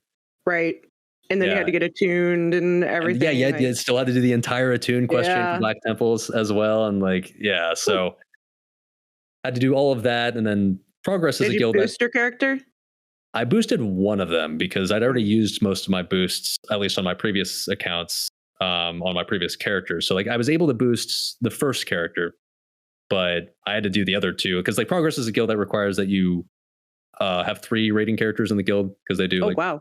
Yeah, they do 3 separate raid splits per week. Right now, actually 4, but at the time it was 3. And so they require that you be able to raid on 3 characters a week. So like it was not only committing to free rolling on 1 character, but you had to do 3. So, holy shit. Yeah, it's a lot. And, especially at that point in the game, you got to catch up on 3 characters. And so I was... That's when you're like, if I wasn't a streamer, I'd buy a freaking account. Yeah, let's not get ourselves. Learn how to multi-box or something. That'd be a lot easier to do if I could just like not have to worry. People magically. I've acquired this magical 70 out of nowhere one day. I've just been streaming 5 days a week, 8 to 10 hours a day, but I did this on my off time, guys. Yeah, I just leveled an Alliance character as a hobby off to the side, and I didn't want to offend you guys with my alliance leveling, so I did it off stream. Yeah. So the opportunity was really appealing at the time, but that choosing to start over from scratch and essentially just abandon my old characters was not an easy choice to make. But I ended up going with it anyways, just because I wanted to, at least long term, be able to give myself the best possible chance for having successful speed runs and trying to compete for getting the world firsts. And I think, up to this point in the game, progress had been kind of the second to none sort of guild on that front. So I ended up doing it. So you had a shaman, a mage, and a warrior. Did you level the same 3 characters, or did you change it up? I did, yeah. I stuck to my bread and butter. So now it's 1 shaman, 1 warrior, 1 mage. But I'm surprised you didn't do a lock. The funny thing is, the funny thing is, I was actually originally thinking of playing a lock before TBC came out. I'd boosted one up and got it to 60 and got it some okayish gear. And then I felt like, to me at least, and you're going to be biased on this one and so am I, but to me at least, the warlocks were almost, it was the exact opposite of warriors when they were being hyped up before TBC. Everyone talked about it oh my God, they're going to be god tier pumpers. They're going to be the best thing since sliced bread. And at least at the start of the game, they were fine. But I think a lot of people, I think it was a pretty common trend for a lot of the warriors to re-roll to either warlocks or hunters, right? Kind of the new kings of DPS and TBC. And God, I wish I wouldn't have listened to that shit. Yeah. I did the same thing, right? I did the same thing, except it was just for mage, not for warlock. And I'm right there with you. I wish knowing what we know now, I think a lot of us would have just, once you've played the game up to this point, you kind of know what classes were good, what classes were bad. And it's easy to go back and look at it and say well, man, I wish I would have just played this class from the start. But that's the problem. Unless you'd played TBC before. And yeah, see, I'm with you. I had only PvP'd on a lock in TBC basically. And then at the very end of TBC, I worked up my second rogue, because I had switched to Horde in TBC from Alliance. So I had a rogue all through vanilla, and then so I didn't do any PvE at all. So this was all new to me too. Whereas Wrath, I'm going back to knowing exactly what I'm doing. I just don't think it would have mattered. I think it's a totally different game than original TBC was. Well, and I just don't know, because I wasn't, I didn't do it. I think just looking back at Classic, though, Classic was a totally different game. Different classes were true. There wasn't a ton original of, vanilla, there wasn't a ton of, basically the biggest DPS class in original vanilla was definitely Rogue, because most of the warriors had no idea that they should be wearing leather through the first half of the game, and they just had no clue how good they were. We didn't use world buffs and everything else, but and that's the problem, right? Nobody could really. You had 1,000 different people saying 1,000 different things about what class was going to be doing, how good one class was going to be in TBC. But the problem is no one truly had any way to know. If they were using their experience from back in the days from retail TBC, we're talking about, does that really mean all that much? And then, and there's a lot of people. Private servers, but private servers were tuned differently. And what's crazy is the private servers were those people were all the ones that were saying Warrior was going to be so bad. And I wonder if it's just because the armor of the bosses was wrong, because the armor of the bosses in vanilla were wrong from private servers. The armor in private servers were a lot higher. Yeah, I think it was a few different factors. I think the main ones were the fact that probably the armor values were kind of different, and then bosses are just stuff A just hit harder on private servers and just had more health, so fights lasted longer. And so I think a lot of people, that's where they got that mentality of you're going to be dead for half the fights as a warrior, because maybe something like Leotheris or something, when you get hit by the whirlwind in Classic, it tickles you a little bit, but whatever, just heal him up and he'll keep DPSing. But in private servers, my assumption was, I didn't play TBC private servers, but that sort of stuff would just be the stuff that one shots you. Yeah. Well, so I think that's where a lot of the bias came from. Everybody I could think of was saying that first, at least the first two tiers, first two phases, Fire Mage was going to be the kings. And I think only North the Mage, the guy that's oftentimes on Josh Corbett's Countdown to Classic pod, he was the only one I remember saying, dude, RK is going to rule, like right off the bat. And like, he drives me nuts, but like, he was right, you know, like he was totally right. Like Arcade Mage just pumped, you know. Exactly. Like, that's one of the things for me. I was thinking like, I was originally going to play Warlock, but then when I saw how good Arcane Mage was doing already at the start of the game, do I want to play a worse version of a mage right now? And so I ended up abandoning that block. I was originally going to, but well, I mean, but now though, Warlock's tables have turned, way better than Mage, and specifically for the fight Muru, like Warlock is just like the more of him you have, the cheesier the fight gets. You know, like they're insane. So yeah, but it's just because you can enslave one of the guys that does like a third. You know, by the We're end not of there yet. Oh yeah, get out of here. All right, so okay, so yeah, okay, so basically that ends phase 4, but you didn't actually tell us. We keep going on tangents. You didn't tell us what actually happened with Progress. Okay, well, so I mean, I did end up joining them. Spoiler alert, and so I did have to re-roll all of my characters again, and I think over the course of the past like really just 2 or 3 weeks is finally where I've gotten to the point where all my characters have finally actually fully caught up and gotten back to the point where they're mostly geared as if I'd been playing from the start. But man, it was like, it sounded like it was going to be a nightmare, and it kind of was.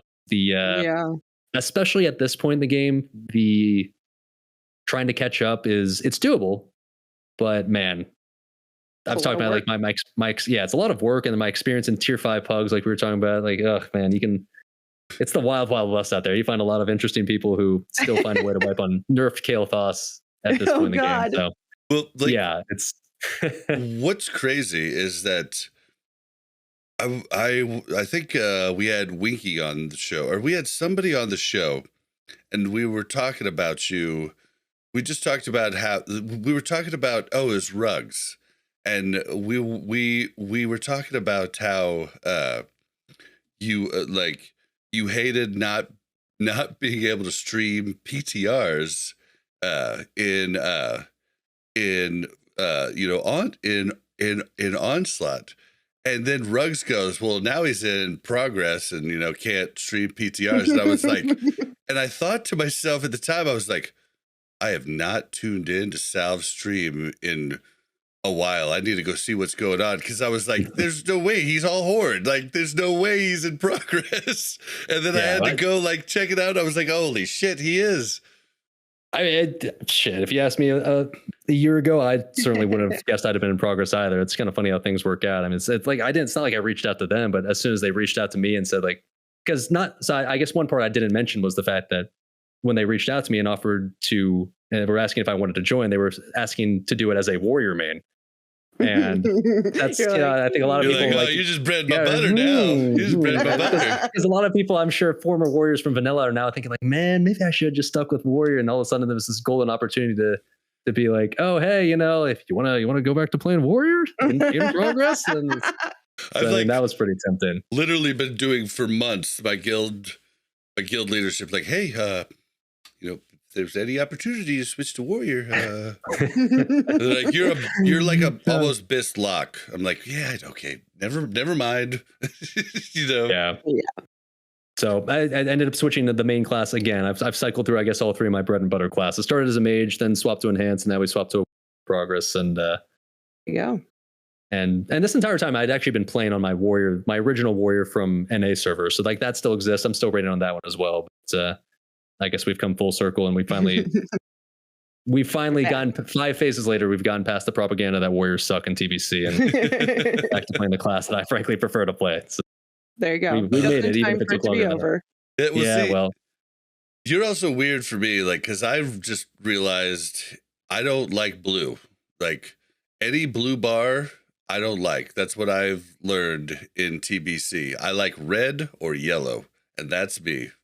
I'm right there with you. I got bored of mage. Like I still play mage just because I haven't, might as well. But you can only spam arcane blast for so long before after a while you're just like, especially when you get used to playing a warrior. It's so much. So good. It's so good. It's so rewarding to pop to pop your cooldowns and your CDs at the right time for the max damage, rather than, it just makes even trash fun. Whereas like for the Warlock, like the bosses have been fun, but the trash has been abysmal, dude. Like just seed. Maybe sometimes I tab seed depending on raid damage, like, Ooh. we're like changing it up here. Oh, and then when it goes down to 2 targets, I switched to Shadow Bolt. Okay, cool. Yeah. Arcane Mage is exactly the same, essentially, just with 2 different buttons. And yeah,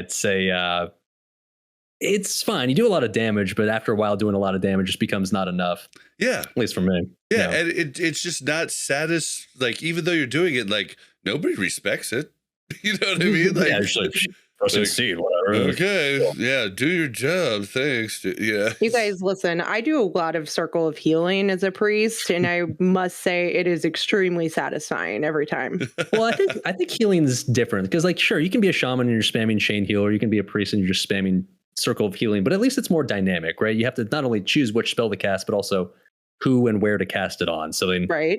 I'm not a healer at all. I personally don't really enjoy healing, but I at least can acknowledge that for people that love to make fun of shamans for just spamming one button, it's like it's not like you're not a warlock. You're not just sitting there spamming Shadow Bolt with your eyes closed. Like at least you have to. Yeah. I mean, frames. I mean, if you really look across all of WoW, I think healing is the most, like, at least through Wrath, I think healing is the most dynamic role to play. Like it's the one that changes the most often. The one maybe in TBC, I feel like whackable. In Classic it was very like Classic, yeah. I mean, Classic was just like how could you heal somebody before the other person? How can I heal somebody before the other person heals them? Because that's the only way I'm going to get a good heal off. Yeah. Yeah, like at this point, healing it intimidates me because it's a completely different type of game compared to doing DPS, and so I wouldn't trust myself to be able to do that well. So I'm glad there's people out there who can, because I wouldn't be able to do it, at least without probably a ton of practice. All right. Well, that moves us into phase 5. And so phase 5, were you just in progress? Because like that was quite a bit of work for the 3 characters. Yeah. The funny thing is, I thought I would have more time before phase 5 came out to get those characters caught up, but everybody did. Yeah, so I mean, the warrior I'd gotten caught up fast enough. I happened to get insanely lucky gearing that character up, and I did boost it to 58, so I was able to get that character to 70. I think it was like, I don't know, probably a month and a half before Sunwell came out. So that one I had time to catch up on.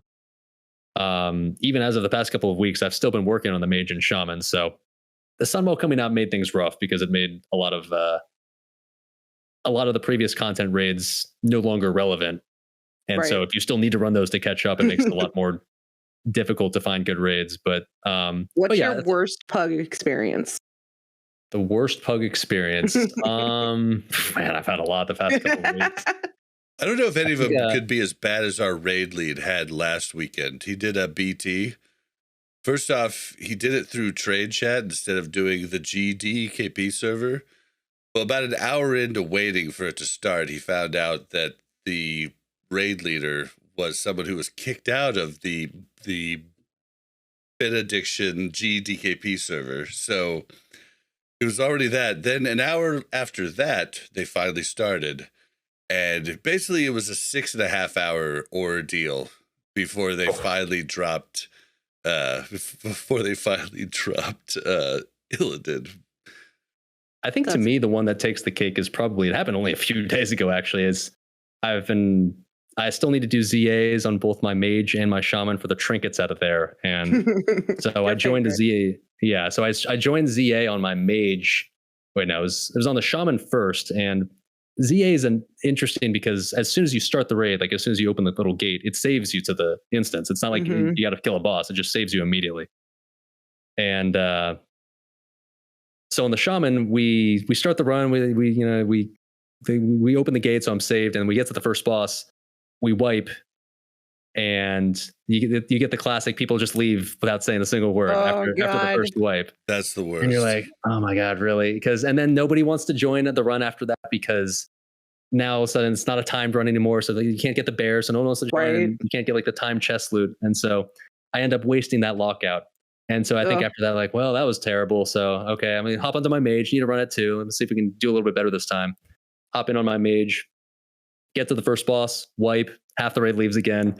And, oh my god! And the run ends again. So it was, and like you got to go through the entire process where you join the raid. You have to look for the raid. You join the raid, and you wait for the raid to fill. And it's like an hour long ordeal only to get into the raid, and it ends within the first 10 minutes, and you waste your ID. So that was a back-to-back gut punch recently. So don't join ZA Pugs at a World Chat, kids. Just don't do it. It's not worth it. I promise. Does not end well. Oh no, man. I think I'm actually looking to try that on my alts, like in the next few weeks, because I can't find them on this. I can find BT, Hyjal, Sunwell on the like big server, at least for Benediction.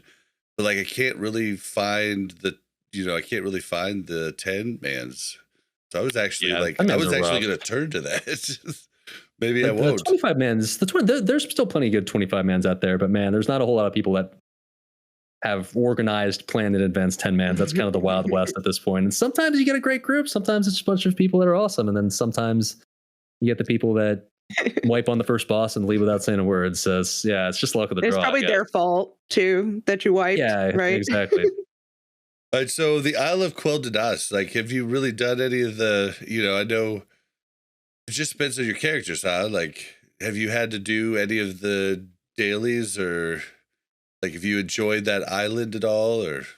I didn't do any of that stuff, to be honest. I've not been a person doing dailies. I can't stand basically the game telling me that I have chores to do, so I avoided doing it.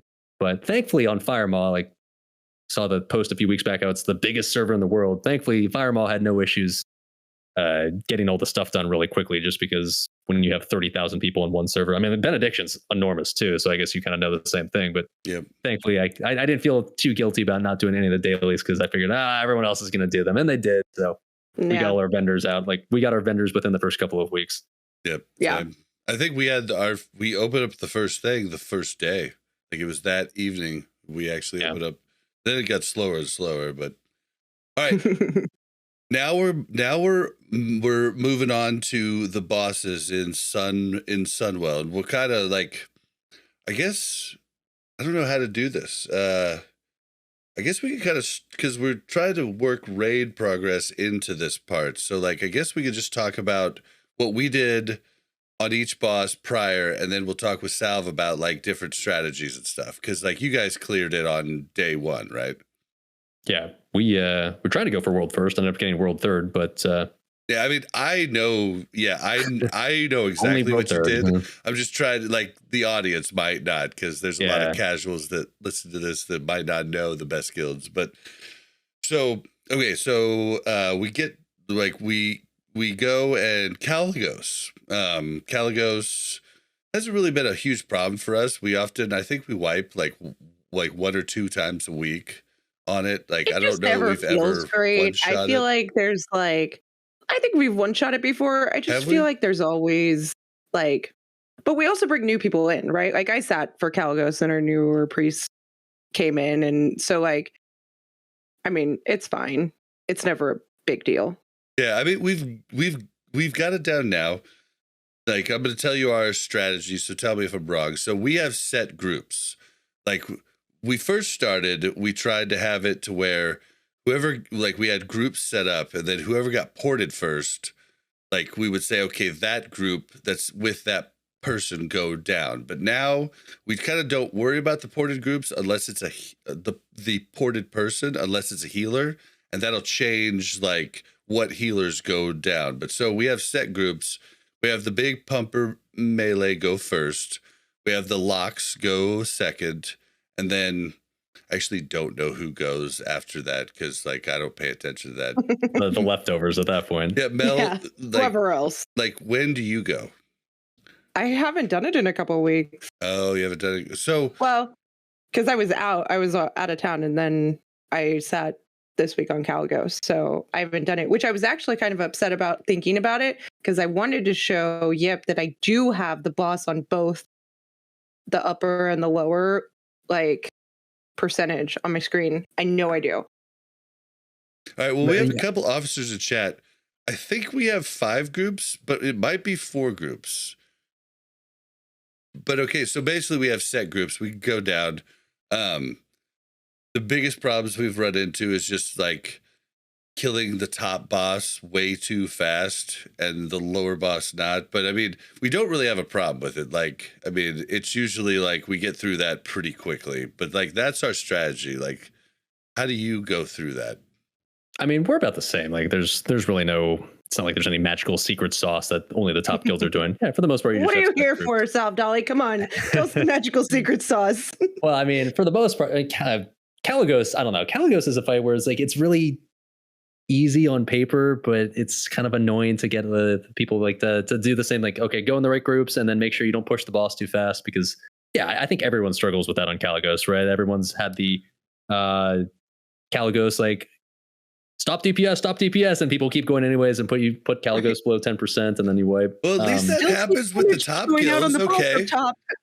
Yeah, no, we still like, wipe like a couple of times on Kaligos sometimes too, just because it's easy. It's easy to go overboard and like no one in Classic like in 2022 wants to be told to stop your damage. Like, I'm Carson. What are you talking about? It's so refreshing to hear that because like I'm like one of the guys that like stops. And then I get pissed off, like watching the stuff go from the other people, and I'm like, and then I'll fall into the trap and be like, well, I'm going to start shooting again too. Then like it's just exactly, like, yeah, it's horrible. So it's good to hear that happens to the top guilds too. Yeah, and then the thing is that you were talking about earlier, like talking about you saw the boss percentage on both up and down. There's a weak aura out there. I'm sure plenty of weak auras that will tell you. And it's like, we just got somebody that wrote in that said that Fusion has a weak aura that tracks them both. Like we didn't know this prior to last week. Okay. Yes, yeah. Mel said she had it, but we didn't believe her. Like, God, it exists. It's out there, and it's so frustrating because even in my guilds, half the people seem to not use it. Constantly, what's the boss at? What's the boss at? What's the boss at? Oh, well, we already pushed it, and it's like for me, it's so frustrating. It's like it's right there, you can see it. But I know they kept asking, and I was like, does nobody else have this box that just tells you what both of like? Why was everybody asking? Yeah, exactly. And so I think the problem maybe you haven't run into that we've run into is eventually we start to prioritize killing the downstairs boss so quickly because like usually Kaligos is the one that dies faster. We've actually had a problem where we push the downstairs guy so fast that we get him below 10% first. And that's where you run into the problem of, well, we pushed the downstairs guy. Well, you did? Why? The upstairs guy, he's still like 30%. And like, then we're stuck down there. And then you're stuck down there. And then all of a sudden, like you wipe up top because you had nobody. Yeah, that actually happened to us this week. So it's just definitely a weighing. It's a balancing act, right? So Kaligos is just, it's not like hard. It's just annoying because you have to like strike this fine balance. And it's very easily to go too overboard on one end or the other. So yeah, the funny thing about, I think the interesting thing about Sunwell is that all the bosses have like their own unique type of challenge. Like Kaligos, even if it's not like the hardest boss, is just like a boss like where you got to strike that balance, and it's really easy to mess up even if you've killed them a million times before. You're never going to get to zone out completely on Kaligos, right? And just go through the motions. Like there's always something happening that you have to pay attention to. Yeah. Yeah. So okay. So that's Kaligos, but we got that down pretty good. Brutalis, we actually have down really good. I don't know how you do it. We go down. We drop down first.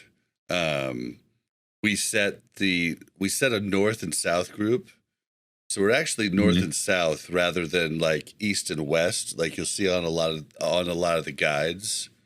Actually, it's more like north, east, southwest is like what we end up like lining up as. But we we do a / range 4, which is weird because your UI still says range 6, but it actually does work. It actually is /4. But like, I don't know. Have you seen that? Does that happen to you? I don't know. If, like maybe I would just eyeball it. To me, it's eyeball it. See, to me, it's just like if I stand, like, man.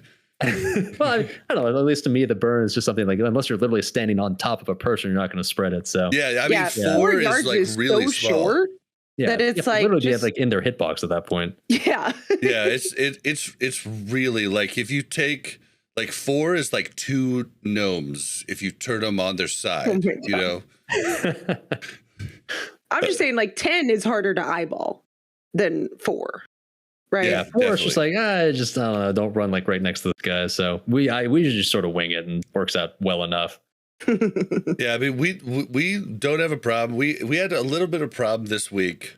There was one run. I don't know if the person knew. I'm definitely not naming names, but like I don't know if the person knew they had the fire. I forget the name of the move, but they got like 4 people, and then we had like 7 people over off to the side. Well, all with the burn, yeah. Yep, all with the Yeah. burn. Out of curiosity, like how long did you guys did you ever struggle at all with just getting past the DPS check and the healer check portion of the fight where you have to, did you ever hit the berserk or anything like that? The first half week, we got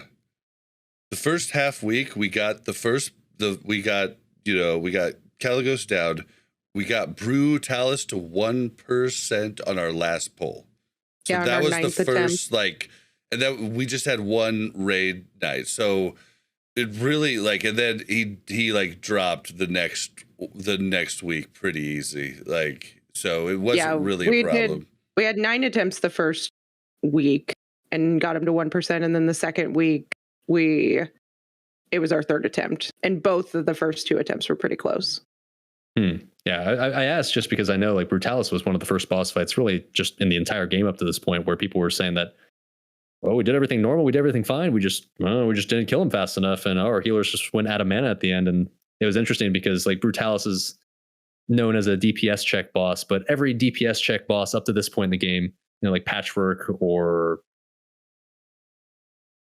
that's the first one that comes to mind, Patchwork. Like, yeah, by modern day standards, is kind of a joke, right? Like, you're not worried like, oh, I don't know Patchwork before he enrages, but it's been interesting to hear a lot of guilds who've just straight up like, well, we just haven't been able to kill Brutalis fast enough. We know how to do it, we just can't do it.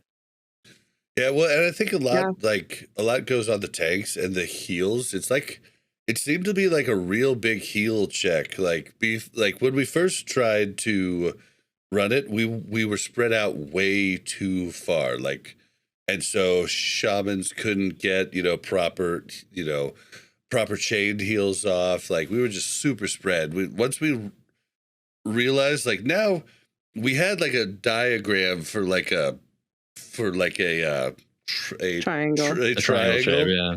And now the triangle just doesn't exist, but we're all like enough far away from each other and taking the cleave for the most part. So it works out fine. But yeah, once you got the basic concept down, you can kind of just wing it at that. Yeah. Yep. Yeah. Luckily, we have stellar healers. I must say that, we didn't have any problems there. But I will give a big shout out to Kim because we talk about him every week, but he stocks our guild bank. And so everybody always has plenty of consumes and mana pots and dark runes and everything to use. And so that helps. Yeah, especially in Sunwell, all of a sudden where like you got to actually start popping your runes again. You kind of slack off in Black Temple, but yeah, all of a sudden they're. Yeah, I was like, man, I had 10 runes for I think all of Black Temple. Yeah, but I don't think I have it up. But I don't think. I mean, did we wipe? We wiped a few times maybe on Brutalis this week. This week, twice. Yeah, twice. Yeah. Yeah, just for silly things. Yeah. But yeah, that's not been a problem. And then we went on to Felmist, right? And Felmist the week before drove the guild mad. God. So we almost broke up. So I'm just kidding. So even the first time the guild took on Felmist, it really wasn't that bad. It was dropped pretty fast, right? But this last week, not the week before the last week, it was just they wiped more on it than they had ever wiped in any previous week. Just over and over again for different reasons. Somebody called go left instead of north or south for the it was just small things the spells weren't going through and I dispel, so that was my fault too, but just little things every single fight, and it was something different every single time we did it, and it was just people were going crazy. Because that's not supposed to be the boss that we wipe on, right? Yeah, that's the funny thing about Felmist is before Sunwell came out, everyone said oh, Felmist is one. It's don't worry about this one. And I think the reason, because I've heard this trend in a lot of guilds, like I've been the same way. I've been in some runs where we've one shot Maru and one shot Brutalis, and then Felmis we wipe on for an hour. And I think the thing about Felmis that's weird is, or not weird, but I think when you are progressing and you're doing it for the first time, you're hyper focused on every boss. Felmis is pretty easy because as long as you do the mechanics properly, like there's not anything overly hard about it. It doesn't, right? Like Brutalis just hits super hard. Like, so sometimes your tanks just get deleted, and that's why that fight's hard for a while. But Felmis, like, as long as you're paying attention, like, oh, okay, just run away from Encapsulate and make sure you run in the right direction when the breath is going out. It's fine. But the problem is, I think as the weeks go on and you start, maybe you lose a little concentration. Mm-hmm.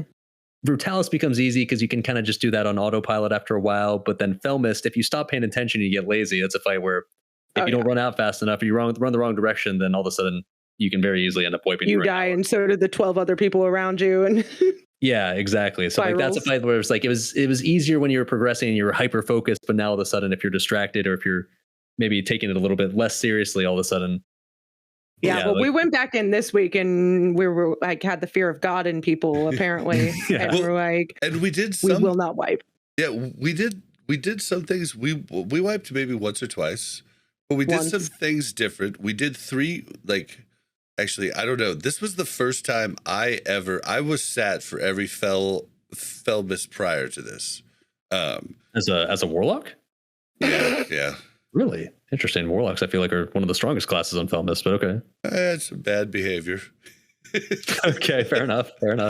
Oh yeah, it was definitely fair, the reasons that I was set. So, but that's all we're getting into.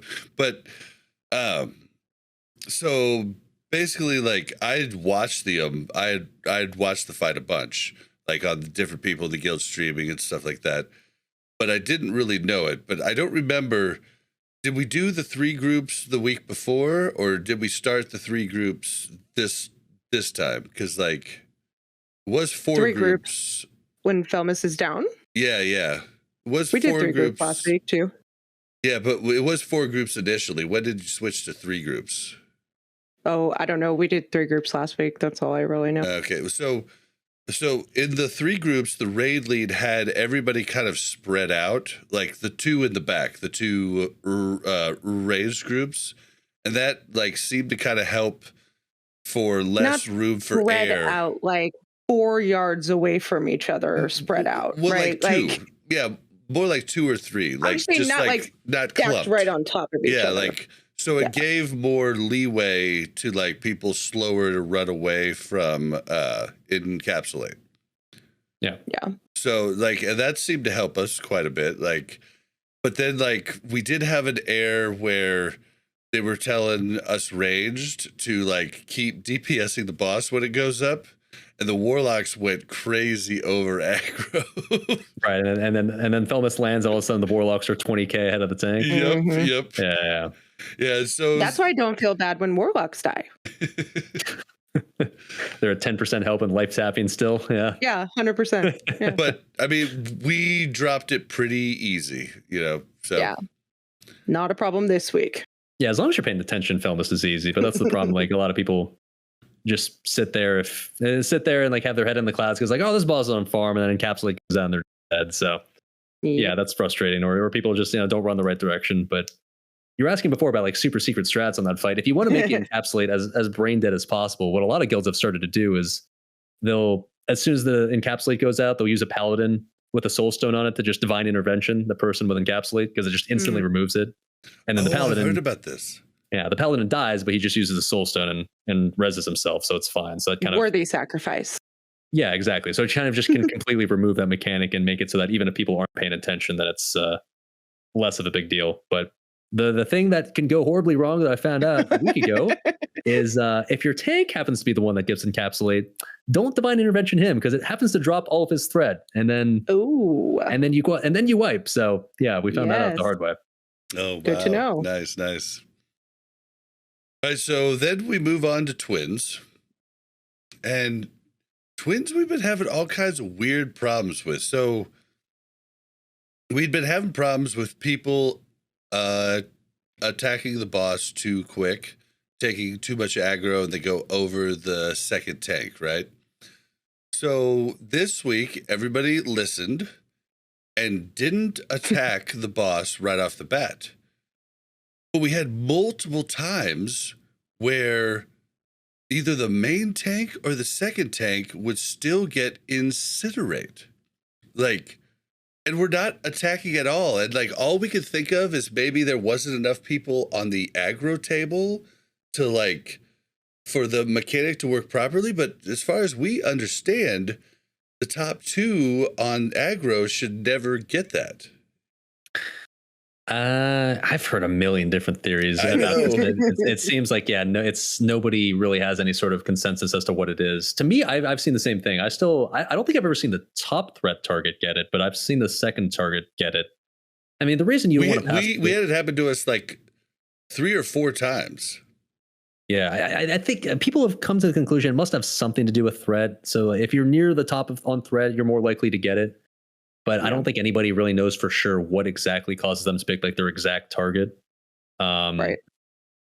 So, I mean, yeah, it's kind of rough when like you get like, because if it happens on your off tank or something, then they're just sitting there walking around in circles for 10 seconds and like everybody passes them and it becomes a giant disaster. But I mean, we just basically got to the point where we would just have our tanks use PvP trinkets. So like, even if they got the conflict, they would just get conflict and just instantly remove it and go back to doing their thing. But yeah, it's frustrating for sure, because like if you get a weird conflict, then you have the best plan in the world, but sometimes it just goes really wrong really quickly. Conflagrate, not incinerate. Gotcha.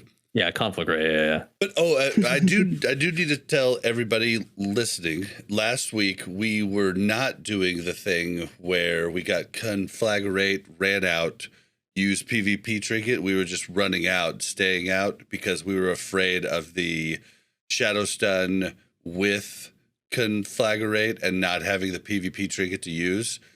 That ended up working great. We so thank you everybody who was in chat, told us, everybody who wrote in. That actually worked great, and it probably is what we should have done at the start. But we did find out, like, and it could just be like RNG, but we changed it. We were like, okay, now everybody just go ahead and attack, but just really go slow. Like, don't hold off completely, just really go slow. And then the second tank didn't get anything, like, and we were good. So, like, we wondered if there has to be a certain amount of people on the aggro table for the mechanic to work correctly. We don't know, but, like, that's what we kind of thought. But then it went down fine. So yeah, it's super random. It can be frustrating for sure. Oh yeah, it was definitely frustrating. But how did you guys, like, you guys have any problems on that weekly or anything? I mean, nowadays, honestly, it feels like to me it's almost the easiest of all the bosses, or at least the most guaranteed. I think as long as you stay under the second tank, and the second tank has his PvP trinket ready to go to remove the conflict rate if you need to, it's for the most part pretty straightforward. I think the thing that still makes it spooky is just like people just take a lot of damage. Your healers have to be on the ball. Because when we were doing it on the PTR before Sunwell came out, we were just straight up, the healers just couldn't keep up. And like, I think it's getting easier and easier with gear, but we just struggled initially. We're just taking too much damage to the point where we had to like add an extra healer to our comp. And so I think as a healer, it looks like it's a really fun fight. I've heard from all our healers, they say it's like an insanely fun fight just because they actually have, it's not like they're no longer trying to snipe the heals before someone else does. They're legitimately like, oh my God, okay, guys, you guys heal these guys. And like, it's a struggle to keep the rate alive. So yep. I'm jealous of the healers almost, because playing it as a DPS is, that fight specifically is just kind of just annoying. It's not really a fight where you can really go full on balls to the wall. Well, I almost feel like, I mean, Sunwell Plateau on a whole just like brought the healers to a new level. I mean, you know, and not to say anything about our healers at all specifically, but I've been watching, and everybody healer wise in our guild just keeps leveling up. Like, as far as their logs, like it's definitely like, it's got to be fun for heals, because like you guys have definitely just been improving across the board, and it's neat. Like, it's almost like you guys got like, oh, we don't have to be bored now. Yeah, I mean, there's like decision making involved now, right? Whereas before it was kind of like, oh, this person lost a little health, I get to heal them, right? So now, and it's funny because if we wipe, they'll be like, hey, so how did this person die? Is the healing, like, what do we need to do? And, usually it's like somebody in a group and I raid heal and I'm like, well, Fab or somebody was the only one in the group dying, but this other group I love had how 4 you people always dying. use Fab as your example. Because it's usually Fab, because Fab's usually the one Fab's in the the Red group. Pally. Yeah. Ah, And he's usually the one in the group with like the hunters and like some ranged people too, right? So like circle of healing isn't going to be as effective on him. And I can flash heal him, but if I've got a group of 5 melee that are also taking a ton of damage, I'm going to prioritize that whole group living over one in this other group. And I think but it's fun. It's a lot of like this raid more than any other. You've really had to think about mana, like, and how you're potting and how you're using your consumes and making sure that you're, you have enough mana, because even though the fights aren't super long, they are very mana intensive with your spells and stuff. yeah. I think Sunwell, at least from my DPS POV, seems like it looks like it's the first raid where healers actually. I don't know. Maybe I'm totally off the mark. It looks like the first raid where healers actually gets out fun.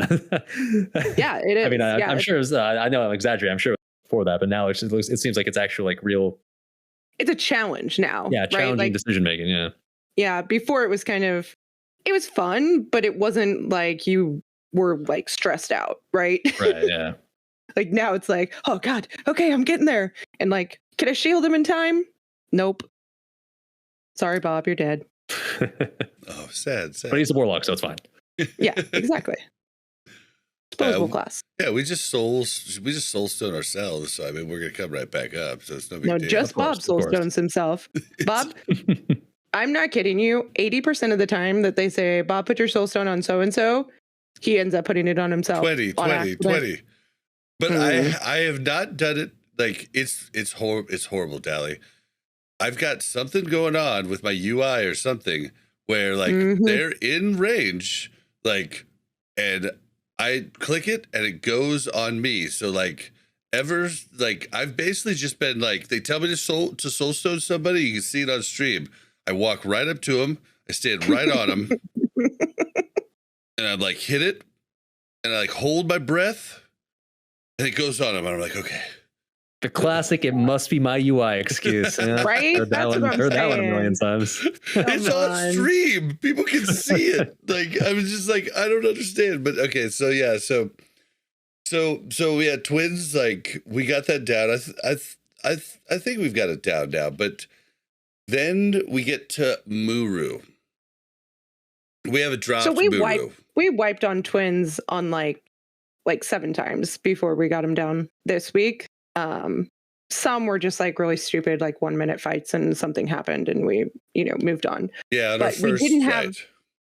Yeah, and we didn't have a ton of time after that, but we had a little bit of time to go. We had time for two polls on Muru. We decided to try something different this week. I'm sure you know about resetting the boss. Yeah, so you can just start directly in position. Yep. Yeah. So instead, we usually were lining everybody up right, like, at the entrance side, right?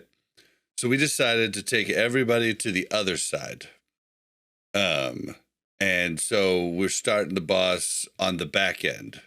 And we're also doing this fight with 3 locks. So it's been pretty challenging as far as the ads go.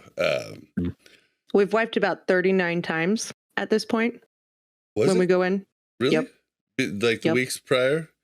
Was it really 30? I feel like it was like 32 or something like that. I literally looked at the logs. It was 30. Yeah. Okay, so yeah. So we try it, and I can't remember exactly how Tuesday went, but I believe we got to phase 2, one of the polls, right? Our second poll, I think we got like just to phase 2. Okay. I'm pretty sure. Yeah. So that was basically how the night ended Tuesday night. And then we go in Thursday, yesterday. And what did we do? We did Are you asking how many pulls we did?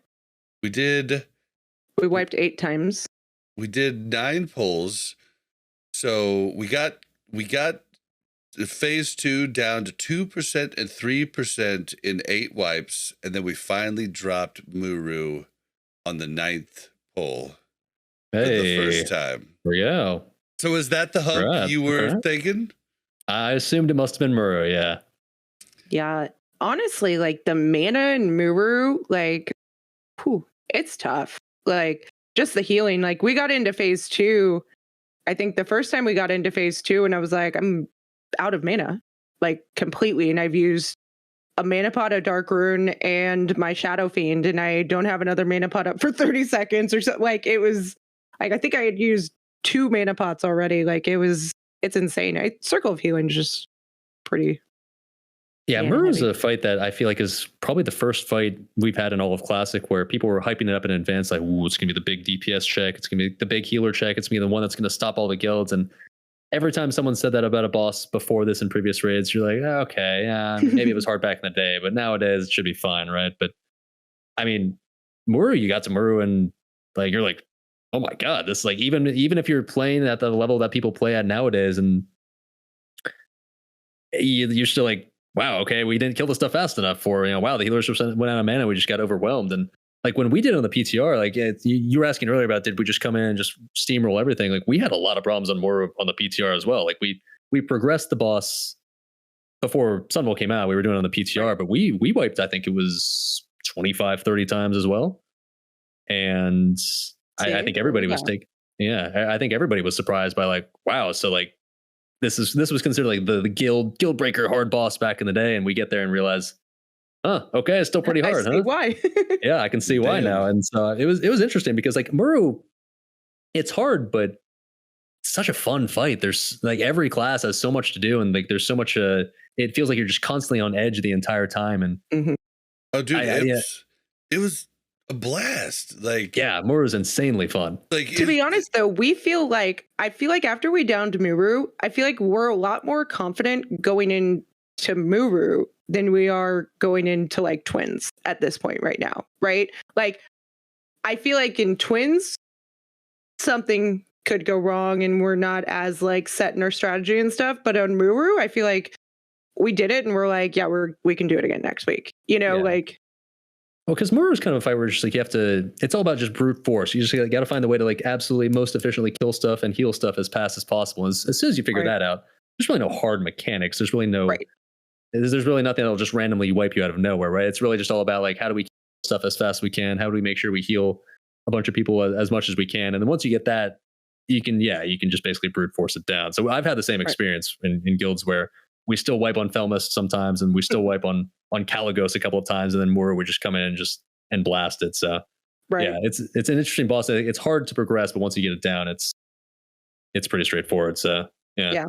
Well, it's just weird too, because I feel like the more locks you have, like you just really, like the more enslaved demons you can have, putting out that crazy Shadowbolt volley AoE, it just like it changes the entire fight for melee and everything else. But it is definitely like, even with a ton of locks, like there's still going to be a ton of things that the tanks have to do, the healers have to do. Like there's just so many moving parts, but I had a blast with it. Like we talk about warlocks being easy, like, like one of the things that I had to constantly, so the week before I was on, like I wasn't on Curse of Wreck.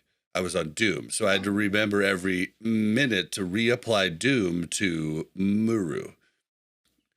Well, this week I was on Wreck, which was even more important to remember every 2 minutes to get Wreck back on Muru so that the melee can be doing damage on it. And that's just something, whereas like my whole job is, like working with the sentinels and the ads that come out of it, but like, if I forget to put Rec back on Muru, that's a huge DPS loss, you know. And those types of things are neat, like super neat. Yeah, Isn't there for like sure. a weak aura that makes that really easy, though? You know what I mean? There might be. I feel like there's Probably a weak is, but aura it's for just cool that everything like every class has a lot of things going on in that fight. Like, yeah, if you're a warlock who's mostly just used to standing there casting Shadow Bolt and that's it, like all of a sudden on Murley, you've got like a lot of mobs. Like, okay, which one's seed, and got to make sure I refresh Rec, and which ones do I prioritize cursing first, and then like Right. the first poll, working with the other locks to make sure you guys aren't trying to enslave the same targets, like that, because like just one screw up clicking on the same mob and you both try to enslave it, all of a sudden you have one less Shadow Bolt volley. You know, like yeah. And then you're also doing this constant juggling act of like, you got to kill the ads, but you got to make sure you're killing the boss. And so you don't want to put too much DPS on the boss because then the ads are going to overwhelm you. But if you just focus on the ads only, then the boss never dies and it takes too long to Right. go boom. And yeah, it's Well, a we cool did balance. figure out at one point that so we were like waiting to get Muru into phase 2 or something until like we had some of the ads down. But then I guess the timer, like there was something with the timer where we killed all the ads, killed Muru, and then all of a sudden these humanoids came running up and we were like, what? And so we figured out that our timer was, it was like, Everyone has found that out the off. hard way. Yeah, the DBM timer. Yeah, go ahead. No, you definitely will explain it better than me. Okay, the DBM timer, everyone just assumes, at least initially, that like, okay, the ads spawn when the timer hits 0, right? But like, it's really in that the ads spawn when there's like 10 seconds left, but they don't reach the room until it hits 0. So yeah, we found out the same thing. Where like, I push the boss, and then 10 seconds later, here they come, and so you realize you actually have 10 less seconds to meet the DPS check than you originally thought, and that's something I've heard everybody talk about. Like, I guess I thought we had 10 more seconds, but I guess not. Right. Yeah. Well, and initially I feel like everybody's like well, that was just bugged. There was nothing we could do about that, right? And then somebody's like, actually, like, damn it. But yeah, we got him down. Like it was, it felt good. Like it felt really cool. Like, and it's something we try to remind everybody that listens to the podcast that isn't a PTR junkie, like, and people like you help people understand that you guys went through trials and tribulations throughout PTR, and that's where you guys did it. We're doing it now, and people get depressed because they look at all you guys just destroying it, but like that's why you guys don't stream PTR, right? Yeah, that's the thing is, like, I think a sentiment I've seen is a lot of people being really sad or depressed about wiping in Sunwell, but like Sunwell, man, there's no shame in wiping in Sunwell. I don't think there's a single guild in the world that just walked up to Muru, just casually one-shot it and moved on to kill Jaden. Like everybody went through an entire ordeal. I don't care if you're a top guild or what you are. I think a lot of people are getting down on themselves just because like they're not used to, in Classic at least, like the idea of a boss actually being hard and actually being something you're going to have to just progress on for multiple nights or multiple weeks. And yeah, like whether you wiped a million times on the PTR or wiped in the game, like it's a fight that you have to learn, but it makes it that much more like rewarding when you actually kill it, because it's a fight that even by modern day standards is still really challenging. For sure. It was awesome. But yeah, so then we got that down. I don't know. Do we have an hour left to try KT? Yeah, like an hour and 20 minutes. Yeah, but like we took like a big 15-minute break to watch Jordy's video because everybody been studying Muru, but most people probably hadn't studied, kill Jaden. So we like watched that. Then we went in. I mean, when you've wiped so many times on Muru, nobody's looking like, well, I better be prepared for the next boss after Muru. Right. Yeah. But yeah, we went to kill Jaden. We watched the Jordy video, which I don't know. I feel like for me, I watched that video and I was like, I have no fucking idea what I'm about to walk into. Like, there are like 22 phases. It felt like every phase there was a different ability. And I was like, realistically, can I just watch the first part of the video? Because I think that's all we're going to get to. But our guild also, I think we can watch a video. We can get direction. That's fine. We're going to have to go in there and die to figure out why we died. And so we went in and we were like, let's just see it. Let's just see how it goes. We went in the first time. I'm pretty sure people died to just the flaming thing on other people and not being spread out far enough. I feel like every time we'd stack and then go back, I had to go to a completely different position because there was 3 other people that refused to move out of the way. Like, it's like that game of chicken where people stand and they're like, oh, they'll move. And I'm like, I can't move. I'm the healer and I have to heal all these people on the other side. So you're going to have to back up a little bit. I'm already casting. You move. Yeah. Yeah. This is game. But yeah, so we didn't get it down very far the first time, but we got enough to see at least some of the mechanics. And then from there, it was just kind of figuring out, okay, here's what we want to do with the dragon. Do we want to stack like some of the strats are saying now, or do we want to still spread out and have the dragon go across? And I don't know. I don't think we settled on our favorite strategy. I think it was like the ranged would stack and then the melee would stack and then the dragon would go between the ranged and the melee, I think was our end all plan there. But yeah, that's something that's still being worked out as far as like the best way to do it. I don't think there's any consensus just yet as to what the best stacking strategy is. It's starting to lean more and more towards just everybody stacks all at once for the entire first 2 phases. Right. But that's what we tried first. And then our guild leader was like, hey, maybe we just learned the fight as intended first. But I think the biggest thing, if we do the stack, you just have to like whoever gets what is the move, the flame move, fire bloom. Yeah, whoever Fire gets bloom, that yeah. has to get out immediately.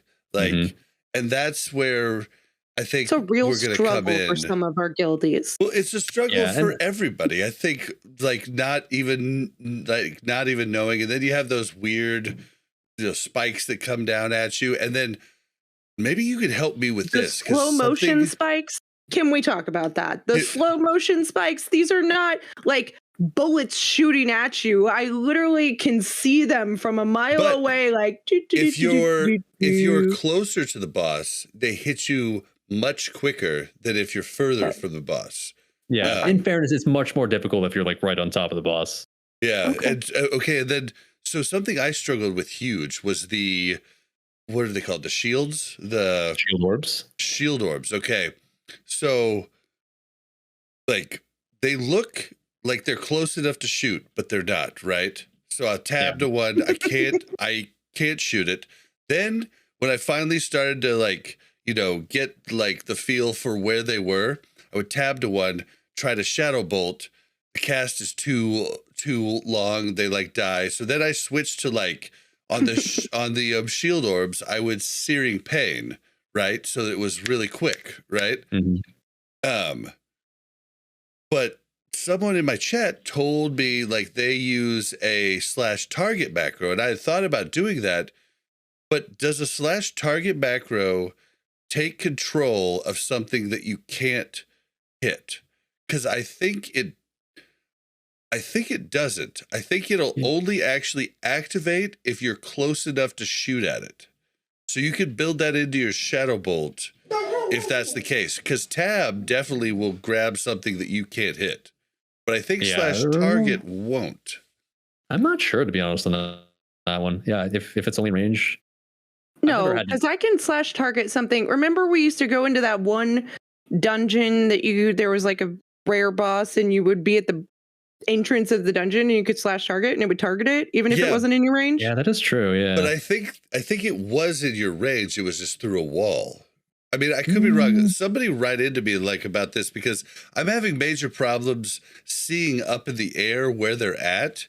And that's such a huge problem. And I know looking at the damage of different raiders, they're having the same problem, just not speaking out about it. Like, so I'd love to know like what the best way to do that is, because those were a big problem for us too.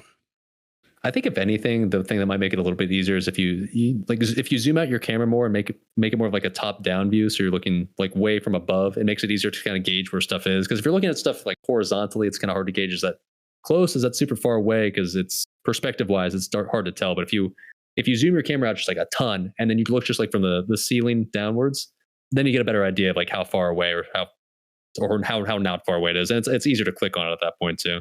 Yeah, That's what I noticed when I was playing my mage on that. I need to check. I thought I have my stuff set to like with the command to where I can zoom out as far as possible. But now that I'm thinking about it, my gnome should be like microscopic if I actually have that set correctly. Yeah, mine's not set correctly either because I haven't been able to zoom out as far as I'd like recently. Yeah, there's add-ons that let you do it. There's also a console command. It's easy to find. The console command is what I've used before, but now that I'm thinking about it, I wonder if something changed and the console command like was removed or something because I used to have it. Okay. Doesn't it with slash target? Like slash target isn't going to know your spell range though, right? Like you can target a mob. Yeah, that's not within Shadow Bolt range. And see, that's what I was. That's why I didn't make the macro. I was going to do some research this week to find out if it would work. But it was something my chat told me that I thought I was like I already thought of that, but like they're just too far away. So then all of a sudden I would be spamming something and be like, wait, why am I not casting?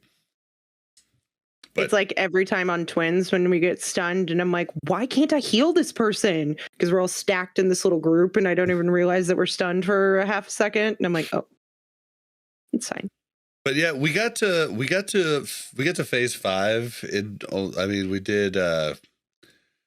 We did 10 wipes. We got to phase 5 in one of them.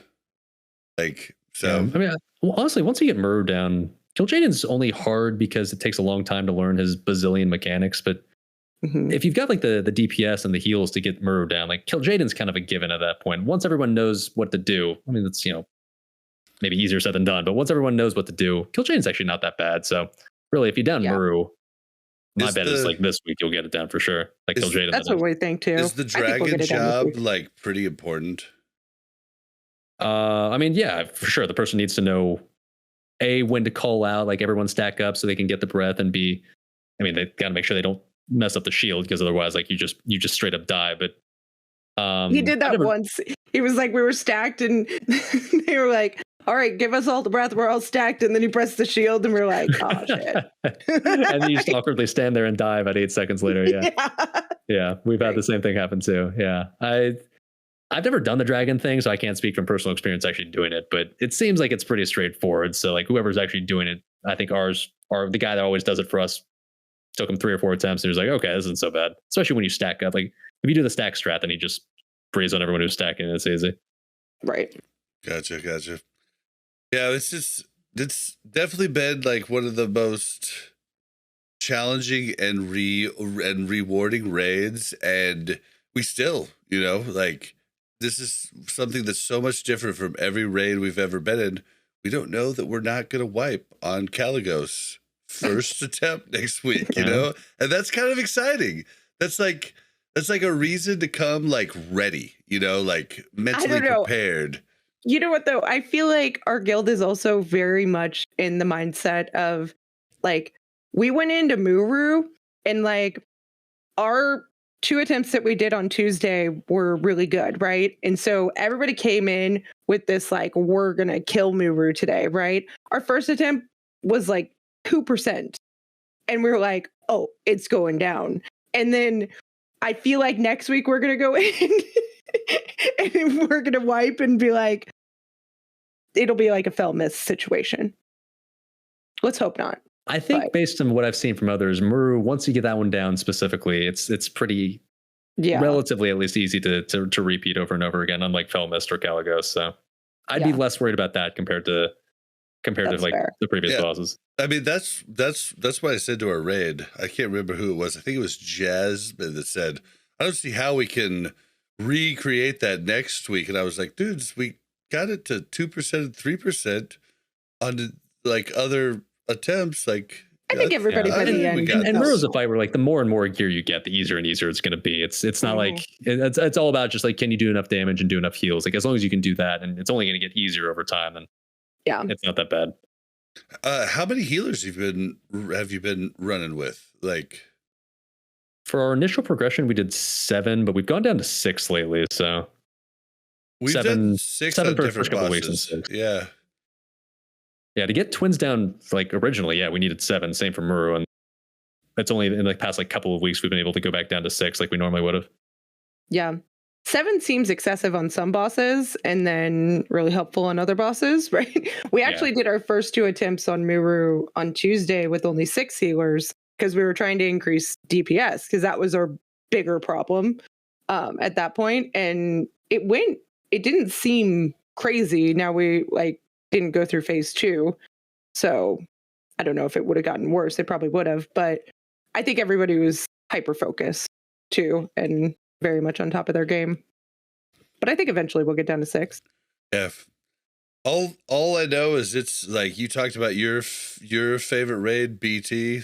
Sunwell's definitely my favorite raid. It's the one where I feel like I'm gonna want to come acute every single time, even on farm. You have a chance to wipe. Like that excites me. Like I think for me, the only reason I said BT is my favorite raid is because I've already done it for an entire phase. But like for me, for Sunwell, I don't want to like judge it until like the phase is over. I've done it for 3 or 4 months, times, or whatever. But yeah, yeah, I mean, I'm right there with you. Like assuming like I want to like speed run it, like because I enjoy doing raids for like in that context as well. But like, yeah, I agree. If it stays as fun as it is, then Sunwell's probably gonna be my favorite raid of TBC as well, just because it's got a lot of really challenging, but like in a really fun way sort of fights. And I mean, in a biased warrior way, they're especially Kill Jaden and Muru are so much fun. Oh, well, and like I love the less trash too. Like I love that part of it. The only thing that's been a bummer though is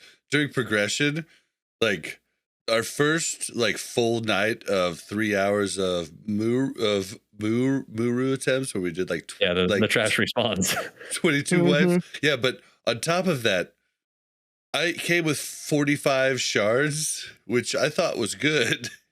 Oh, I didn't think about that. I ran out an hour before the raid was done. So like this last one, I didn't know if we were going to be doing it for 3 hours. So I came with like 69 shards. Like, and that shit takes a long time to do on, like by yourself before raid, like to make 69 shards.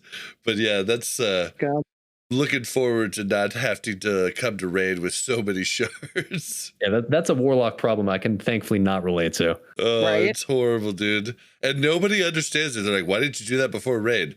Dude, you realize how long it takes to make 60 shards? That's like a good hour and a half. Like if you're doing it solo. Oh, man. But yeah, so... it takes like 5 minutes with the raid going out there and helping you kill things. Yeah, which was nice. Like, you know, they came out and you just like... You can't even like get every mob they kill, you know, but but yeah, okay, so that's so like final thoughts on Sunwell? Like I guess the thing that'll be interesting to see is like how long it's going to take Blizzard to nerf it, or if they will eventually. Like they nerfed it back in Wrath pre-patch back in the day, so the question is with how hard it is, are they going to, because like when in tier 5, they nerfed it probably halfway-ish through the phase. And I think everyone agrees that it kind of became a joke at that point and became less fun. And so I'll be curious to see if they're going to be willing to do that same thing again. Because like on the one hand, the challenge for a lot of people is really fun. And like it's really rewarding once you get that stuff down. But at the same time, there's a lot of guilds I've heard stories about where it's just like, man, we're stuck on Brutalis and we still can't get past that. And we just want to clear. And Blizzard kind of caved to those guys back in tier 5, and I'll be curious to see what they do this time around. Because you know what's funny too is I feel like we all really like, at least us here, like we like the challenge of Sunwell, right? But if they were to say like you can choose easy or hard mode Sunwell, and you got the same loot, you know everybody'd be in easy mode Sunwell. Unless they were trying for some specific achievement in hard mode, right? Exactly. I think it's really fun to progress at this sort of difficulty. It's really rewarding and fun when you get the bosses down when it's hard. But if you're still struggling and having to deal with the difficulty level like this 2 months later, when you're just trying to farm in and get the loot, it's a lot more annoying. It's a lot more annoying to farm than it is to progress. So I agree. Well, yeah, I personally, I've already cleared it a bunch of times. So like, if they nerf it now, I wouldn't be super upset by it. But at the same time, I understand a lot of people are still progressing and want to experience. Yeah, and I think those guilds that are close, right? Like us, like we, just downed Muru, and I think we'll down Kill Jaden pretty soon. I think we would have been really mad if they would have nerfed it already, right?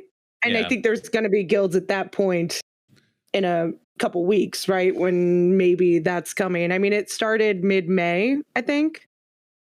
And Something like that, then man. Yeah, so 'cause- mid-June is really a month in. So you'd think like July 1 might be halfway through, right? We're thinking 3 months for the phase, 4 months, 5 months, 12 months. like 3.5. When Wrath comes out, I don't know. Well, and like looking at Warcraft logs, like there's still like I'm using the eye test. I'm not doing complete math, but it looks like about 60% of guilds that log have not dropped KJ. So yeah, like there's going to be a lot of people pissed if they have to do the nerfed boss. Yeah, and if you're in Blizzard spot though, it's hard because like, okay, do you nerf it after 70% have cleared, 80, and then you wait for the last 90, last 10%? Do you wait for them? And yeah, there's not really a good. You're gonna make somebody upset no matter when you do it. So I'll be curious to see when they do it, or if at all before pre-patch, I guess. Well, I mean, they said like way back they would be doing a nerfed version of it, but I guess they could nerf it right at pre-patch. If pre-patch is going to be supposedly maybe a month like they're talking about, maybe they do just do it then. So yeah, I guess we'll see. Hard to know. And then that would be hilariously fun because you'd be doing the nerfed one, but with the new talents. Like it could be kind of it'll be interesting. Yeah, for sure. Yeah. All right. Well, any final thoughts on TBC?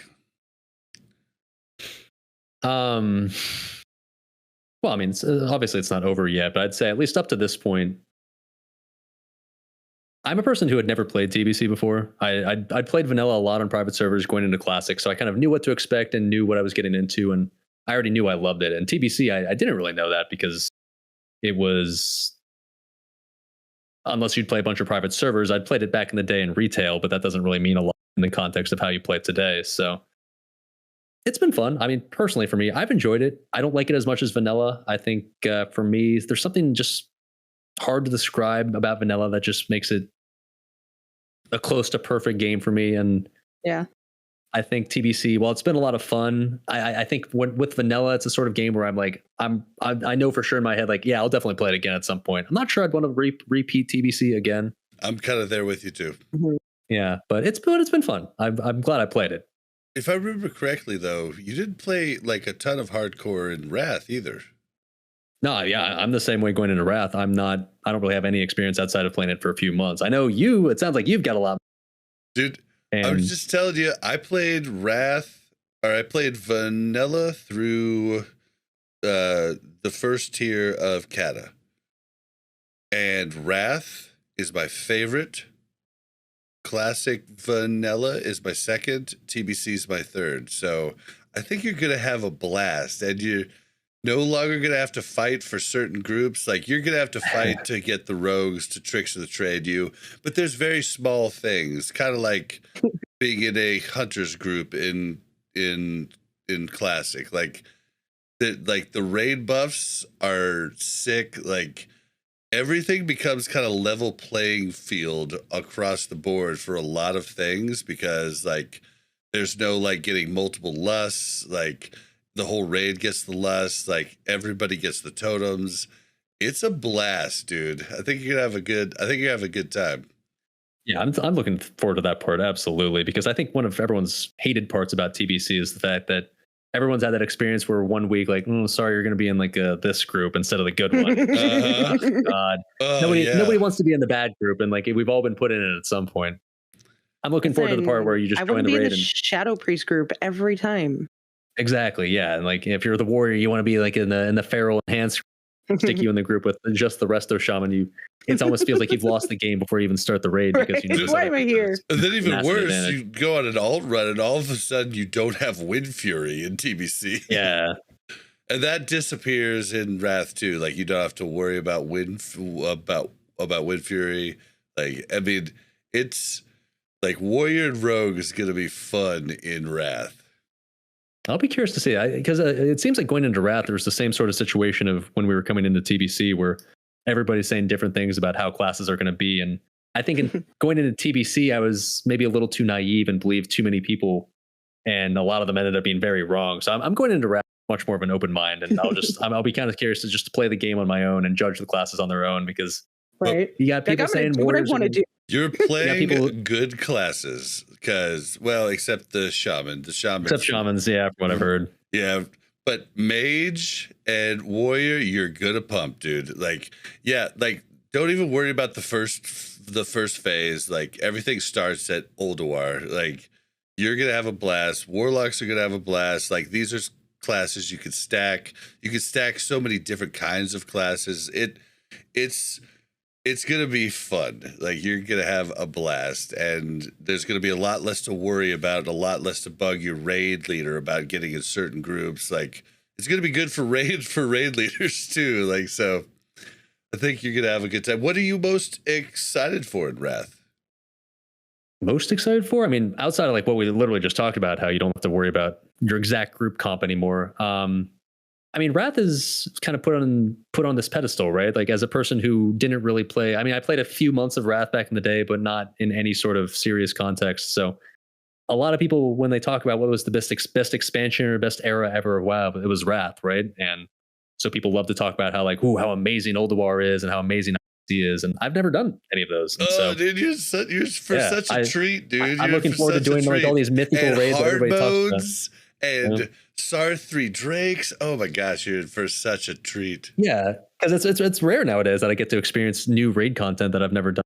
Because if you're playing Classic, for the most part, it's a lot of stuff you've just done before and you're doing again. So, Naxx aside, I guess.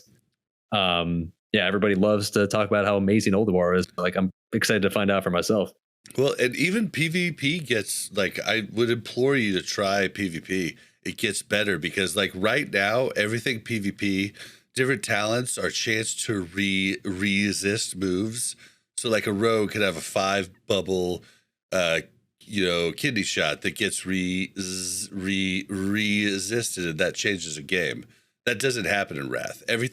Everything in Wrath is now like you can still miss if you're not hit capped, but if you're hit capped, it's all like duration decreased rather than they took a lot of the randomness out of it. Yeah, so you're like, okay, this is a priest. I know that they're gonna have 15% less time stunned from it, but like it's not like if they resist this, like I lost my kill window type of deal. So right.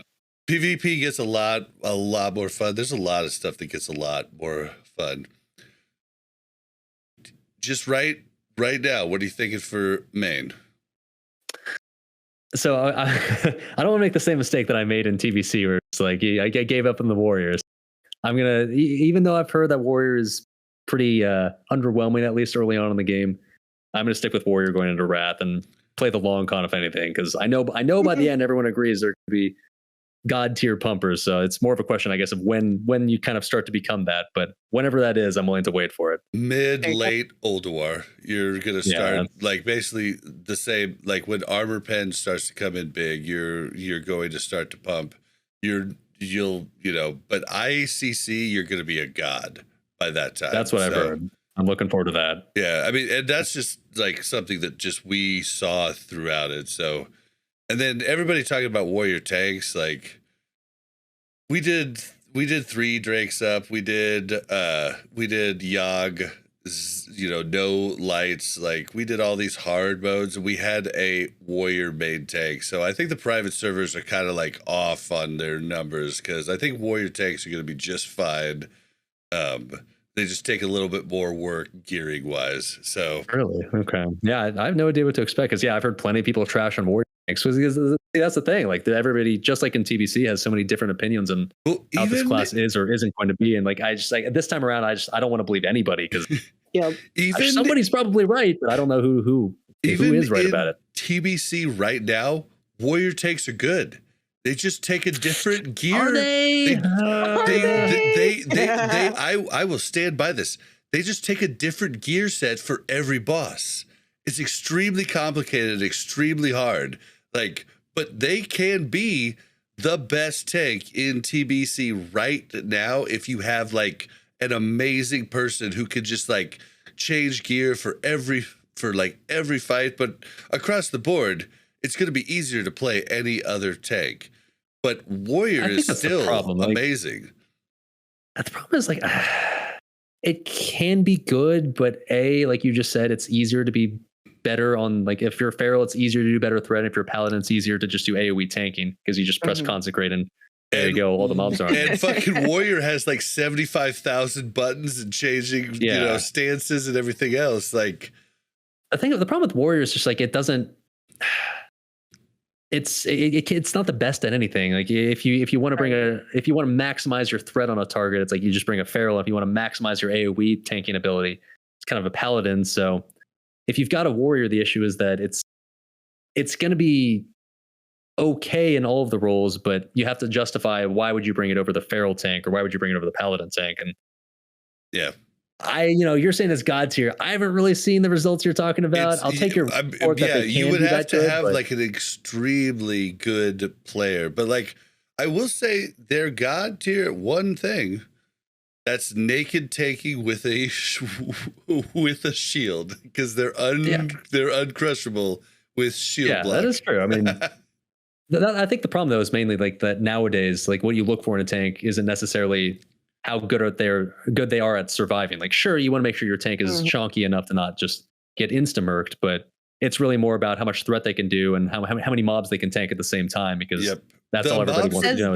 Says the non-healer in the guild. Let me change that back to like. I mean, isn't as a healer more fun to tank? Isn't just at 90% health the entire time? sorry. Let me change that back to single boss tanking. Like I think Warrior could be possibly the best in TBC right now if they're properly geared for each boss fight. That's what I was saying. Like, like their AoE is horrible right now, but that does get better in Wrath. But that was a tangent we didn't really need to go on. I'm sorry. Nobody's gonna believe me because propaganda. Oh yeah, it's all propaganda. We'll see. This is the first take I've heard where favorable about Warriors and Wrath. I'll be curious to see if it's true, because I don't know, never played, so I'll go in with an open mind. I'll give them a chance. I think all these Scotty J's with me on they're not going to be bad. Like, I don't think they're going to be the best, but I don't think they're going to be bad. Like, I think you're going to be able to do whatever you want with a Warrior tank on most encounters throughout Wrath, and that's all I'm saying. Okay. But they're going to have to work harder, and that's the problem. All right, so anything to end it out? Because we got one little bit of news and we're done. I would say overall, I'll be curious to see if Wrath lives up to the hype. Everybody looks back on Wrath with the rose-tinted glasses. Everyone talks about how Wrath was the golden era. I'll be curious to see if it's still like that, like when it comes out, like, and players min-max it to death, because like a lot of people like had like really nostalgic views about TBC, and some of them ended up enjoying it, but there was a lot of other people that I think that end up coming out with the mentality of like, well, maybe it wasn't as good as I remember. So I'll be curious to see how that how it works out for Wrath. Obviously, I'm hoping that it ends up being really good, and because more than likely we'll play it for at least a year and a half or so. So we'll be curious to see. Oh, all right. Well, let's go ahead and move on to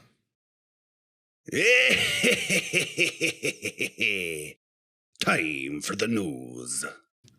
I feel like this is hilarious doing the news after we've talked for so long, but there is one bit of news. There's not a ton, but there is a Burning Crusade Classic Realm Consolidation coming August 9th. And if you're one of the people that listens to us that have unsubbed for a bit but tried to keep up, like, this is pretty important to you. Basically, a ton of smaller servers are going to get condensed into other servers.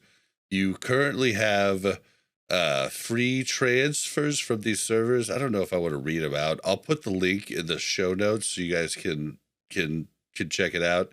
It is EU and NA, but there's a good probably 20 on each side that are going to be put to rest August 9th. And if you don't transfer your character by that time, they do not guarantee you will be able to play for up to 2 weeks once you log back in after August 9th. So should definitely, everybody's guessing because like the pre-patch is going to be hitting around then. But I don't know. Like that seems like if I had to guess, they're also they're probably trying to use that. It might be in reality for a couple of days, but they're trying to scare people into transferring before that, so that way they don't have to deal with it. But are they at least going to make them transfer to servers that are? No, I'm not even going to start. Well, some servers are locked now. Like Fireball's locked. Actually, I don't even know. It's just Fireball. It's just Fireball. Yeah, as far as I've seen blue posts. Like, why they're not locking Benediction, I have no idea. Like, wait, is Firemaw? What is Firemaw's Horde Alliance population? It's actually good. Well, really? It's been getting worse lately, but it's still 60. It's still 60-40 Alliance Horde, so it's still not bad. But it used to be for the longest time like the Golden Boy 50-50 realm. But the problem is as it's gotten so full and as the queues got so bad, the thing is the way EU servers have kind of shaped up is that there's two like giant servers left. There's Firemaw and Gehennis, and Gehennis is all Horde. It's there's no alliance on Gehennis, whereas on Firemaw it's been about 50-50. So if you're Horde right now on Firemaw and you have to deal with hour-long queues that we dealt with now for like you're just not anymore, but Gehennis. Yeah, exactly. Like you can just be like, okay, I'm just going to go to Gehennis. Whereas if you don't really have a choice. There is no other good server to go to. So Alliance has been forced to stay. So you've been slowly seeing more Horde transfer off than Alliance. And so it's very slowly starting to become the weighted towards Alliance. And yeah, you're in the beginning of the end. Yeah, there's no good server for Alliance to flock to where there is for Horde. Right. Yeah, the joys of playing a PvP server that's actually PvE. That's what Benediction is.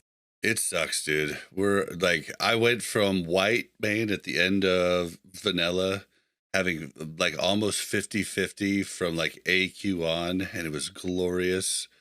And then now I just go out in the world. I just AFK anywhere I want to. It doesn't even matter. Like, it used to be fun and exciting. I'd be like, oh, I'm PvP spec'd. I'm going to go quest. Now I'm just like, well, now I'm just going to quest slower because I'm PvP spec'd. This sucks. Yeah, I don't know. It's a personal preference thing. I think a lot of people like the whole world PvP concept and enjoy the feeling of danger out in the world. And then there's also a section of the population that doesn't want to have to deal with any of that. And they like the idea of PvP more than they like the actual. Yeah, that's pretty much when it actually happens. I just like the idea of danger. Fun. It's not. Like, I just like the idea of danger. That's why the hardcore challenge was so exciting for me, because it was dangerous. Like, me making the wrong choice or hitting the wrong button could mean, oh, I delete this character. But on a smaller scale, PvP was that for me. It like made it, kind of scarier and dangerous to go out in the world. And now I just don't have that at all. And when I actually run into a horde, I'm like, oh. It's like seeing a unicorn, yeah. Oh man! And then when they attack me, I'm like, "What?" We can't get on this tangent again. Okay, so that's I just wanted to make sure everybody knew. Make sure and get on. Check the link in our show notes to see if your server's on that list. Like, you're gonna want to move, get your name or whatnot, and then you definitely don't want to be stuck out of not playing, possibly around pre-patch time if you're waiting to come back. So what do you think of the whole, like, just like end it out here, what do you think of the whole like population problem? How do you see that? Like, well, I think a lot of people like to point the finger at Blizzard and blame them and say it's their fault that the servers have become the way they have. And while I'm not going to say that they're not at fault at all, I think a lot of people like to ignore, or at least like to downplay the fact that like the players are the ones that chose to transfer to all these like servers, and like Blizzard didn't force anybody to all consolidate on a few different realms. And the reason why people do it's kind of obvious, right? It's kind of nice to go to a server where you have a bazillion groups running and you can find a ton of different guilds and you can basically just do the content at all times of day. And as soon as you have that option, if you're a regular player, especially if your server is dying, you have the option to transfer to like a medium population server or the giant server. Do you really want to transfer to the medium population server and risk that server dying a few months later and then you're stuck there because you're on transfer cooldown? So, yep. Yeah, I'm with you. Yeah, as far as I've heard, the same problem happened on retail where everyone eventually consolidated on the same servers. And I think just over time, it's just sort of human nature. Like no one wants to miss out on like the big cool server that everyone's playing on. So, well, and see, that's where I'll like disagree with you a bit and say it is Blizzard's fault. Blizzard, like, okay, so I love world PvP. I love the danger, but I love the rest of the game more. Like, so therefore I went with my guild to Benediction because I could do the majority of things I like to do more.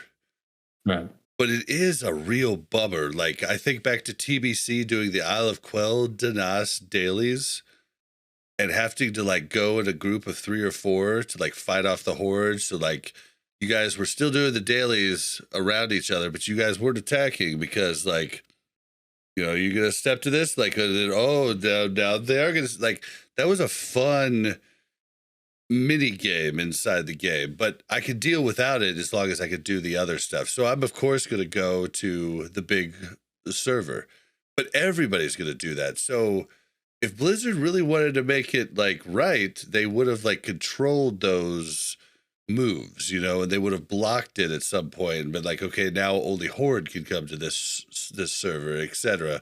It would have been a lot of work, but I do get that, like, we talked about Arena and, like a very small percentage of people do that. So like, you're probably right. Like, like I'm the outlier and like, why would they cater to that? So I do get it. But it is their fault to let it happen, I think. Yeah, but what's the alternative? Like, what? I mean, do you have an idea? What would your solution have been to what should they have done differently? I guess. In your opinion? So like, I don't think there's really a solution now. Mel had a solution about like having a queue, like people could join in, and then they agree. Like once there's 5,000 Horde, 5,000 Alley, they'll take a bulk, move like. And that seems like a lot of work. But what I would have done is just when the servers were dying and they first started to say free transfers off the servers that are dying, I would have been like there every 3 hours checking who is moved, and I would have locked servers. Like I would have never let anybody go to the White Mains, to the Faralitas, to the Benedictions. I just would have let that happen.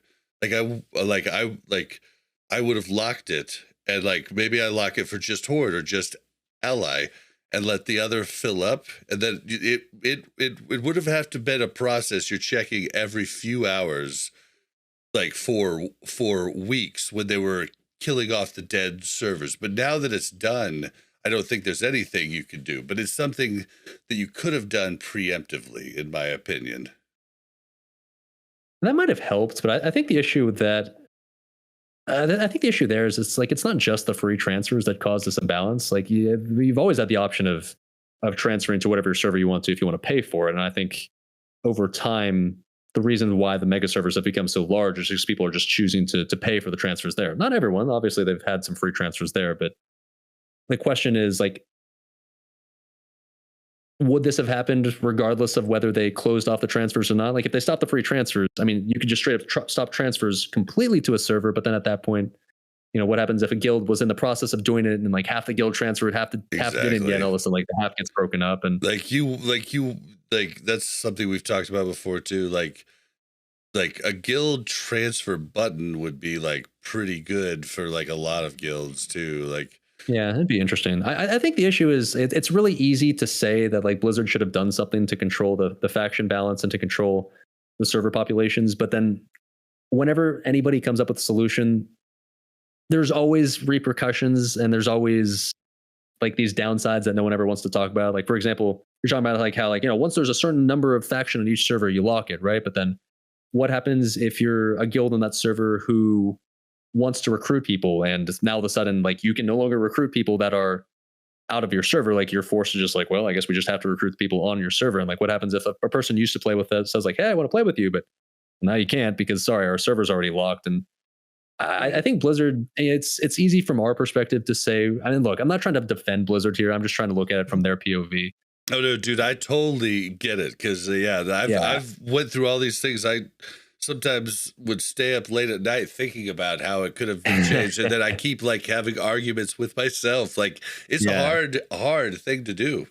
I think and the you have to problem is monitor active people as well. And the minute Blizzard tells you like either, sorry, you can't log in, the server's full now, or sorry, you can't transfer here and play with your friends because, sorry, there's already too many horde on the server. The minute people start quitting, exactly. The minute people start quitting and stop subbing, like Blizzard's like, uh-oh, and like all of a sudden our money's disappearing. So, well, you know what? You can transfer. So I mean, I get it from their perspective. Even if it's 100%. Not healthy for the game, they got to approach it like a business where they're making sure that people still want to keep playing. So like they're stuck in a weird place where they don't want to encourage people to quit or give them a reason to quit, but at the same time, like if they let transfers just go completely unchecked, then the servers get the way they are. So I don't know. Like I think I've talked about that times before, and I'm sure you guys have too, about how there's a million solutions out there, but there's no good ones. So I don't know. The number of people that like everybody likes to complain about it, but everybody's still playing, right? Yeah, I haven't met one person that has quit because of faction imbalance on servers. Yeah, and I mean it's like it's the bulk of the game isn't like the world PvP and stuff. It's just like that's an extra flavor that's really cool. And like I remember the first multiplayer game that I ever played, our first MMO was Ultima Online. It started out as like just a free raid type of thing. Like people could kill anybody, any place, and then the way they dealt with it on different realms is they created Faralina. Was it Faralina? Shit, did WoW steal that name? No, it was Feral. Oh shit, dude, I don't even know. But there was two different. They like basically split the world into two, and you could take a portal to go over to the PvE side or the PvP side, and then there was like better loot on mobs and stuff on the PvP side, so you were enticed to go over there. Like, and that's where it was like scary and people could loot your stuff. This was back in the day where you would kill somebody and take all of their stuff that was on them. Like that's nothing that's even been close in World of Warcraft. But good luck pulling that off today. Yeah. But like I think what people found out with World of Warcraft is like really just the world PvP is a flavor, and it's a flavor you can deal without. Like I'm having a blast right now and I don't have it anymore. And yeah, like it's a bummer, but like really the game just wasn't built on that ideal, and I think it's an era of the past. It's sad, but in an era where everybody just wants to be as efficient as possible and do everything they can to just make sure they can do the raids as well as possible and not have to deal with any distractions. Like, yeah, it's just people's attention spans aren't long enough to get distracted by world PvP for an hour anymore. Yeah. Although I still am, like I still will. I was doing my dailies over it to get the Drake. And I literally wasted 30 minutes looking for this rogue. Like I first killed the rogue. Only you. Then he came back 20 minutes later and killed me. And then I came back and I'm in the mines. I'm just going stealth. Literally wasted 30 minutes I could have been farming just trying to get the jump on this fucker. Like, and so I'm still in that old like boomer mentality. Like, oh no, I need to be 2-1, and you like I'm not cool with being 1-1.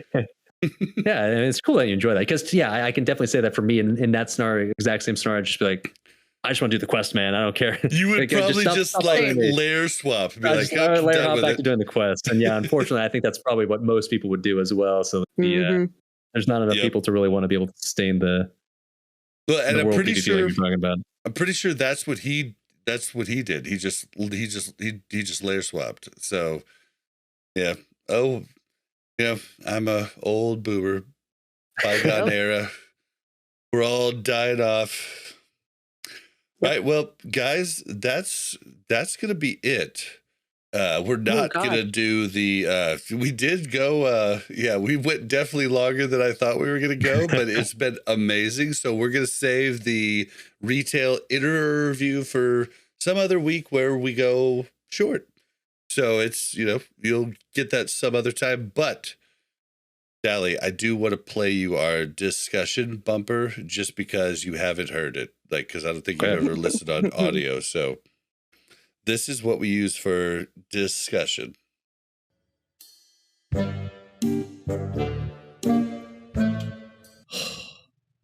Bobby, we need to have a talk about this World of Warcraft Classic. Do I look like I know what a WoW token is? Nice. I like it. Yep. So that's what we use. I just wanted to show you because I know, like, if you've ever checked out an episode, you've only done so on YouTube, but those weren't ever on there until a few weeks ago when I got all my new setup. All right, well, guys, that's gonna end the episode for the week. It's been a blast. Thank you, SalvDali, for giving us your time. I want to remind everybody to please follow us on Twitter at WC Reloaded. Please do us a favor and go to YouTube and search Warcraft Reloaded Clips. We need some subs and some views to get that popped into the algorithm to try and find, like a different audience. So help us out there. If you want to send us anything longer than a tweet, you can send your emails to wcrpodcast@gmail.com. If you want to join the MASH Discord, you can do so by going to mash.gg/Discord. At the very end, how can you help the podcast? The best way to help the podcast is tell everybody about it. Tell your favorite streamer or YouTube content creator that they need to come on the show. Like, tell them about it. Let's get more opinions in here. Let's get more conversation going. Let's just do more. And that's the best way to help. The other way to help is ratings and reviews, stars on Spotify, iTunes reviews, warcraftradio.com/directory reviews work too. And yeah, that's basically it. Mel, where can we find you? You can find me on Twitter at Overwatch, or you can find me in game on now. All right. And Mr. SalvDali, where can we find you? You can find me on Twitch pretty much every day at twitch.tv/SalvDali. If you want to see someone try way too hard at World of Warcraft, that's what you can watch. And dude, come on, man. YouTube, like, you gotta have, like, I mean, I know. Don't pressure in. Like, it's what I told you the last time. You just, like, go and look at your top clips, throw them in a video, and just throw it up there. I'm not going to try to say that I have any good excuse to not do it, but I haven't done it because I'm lazy and a procrastinator. That's what I'm going to go with. I feel you. Fair.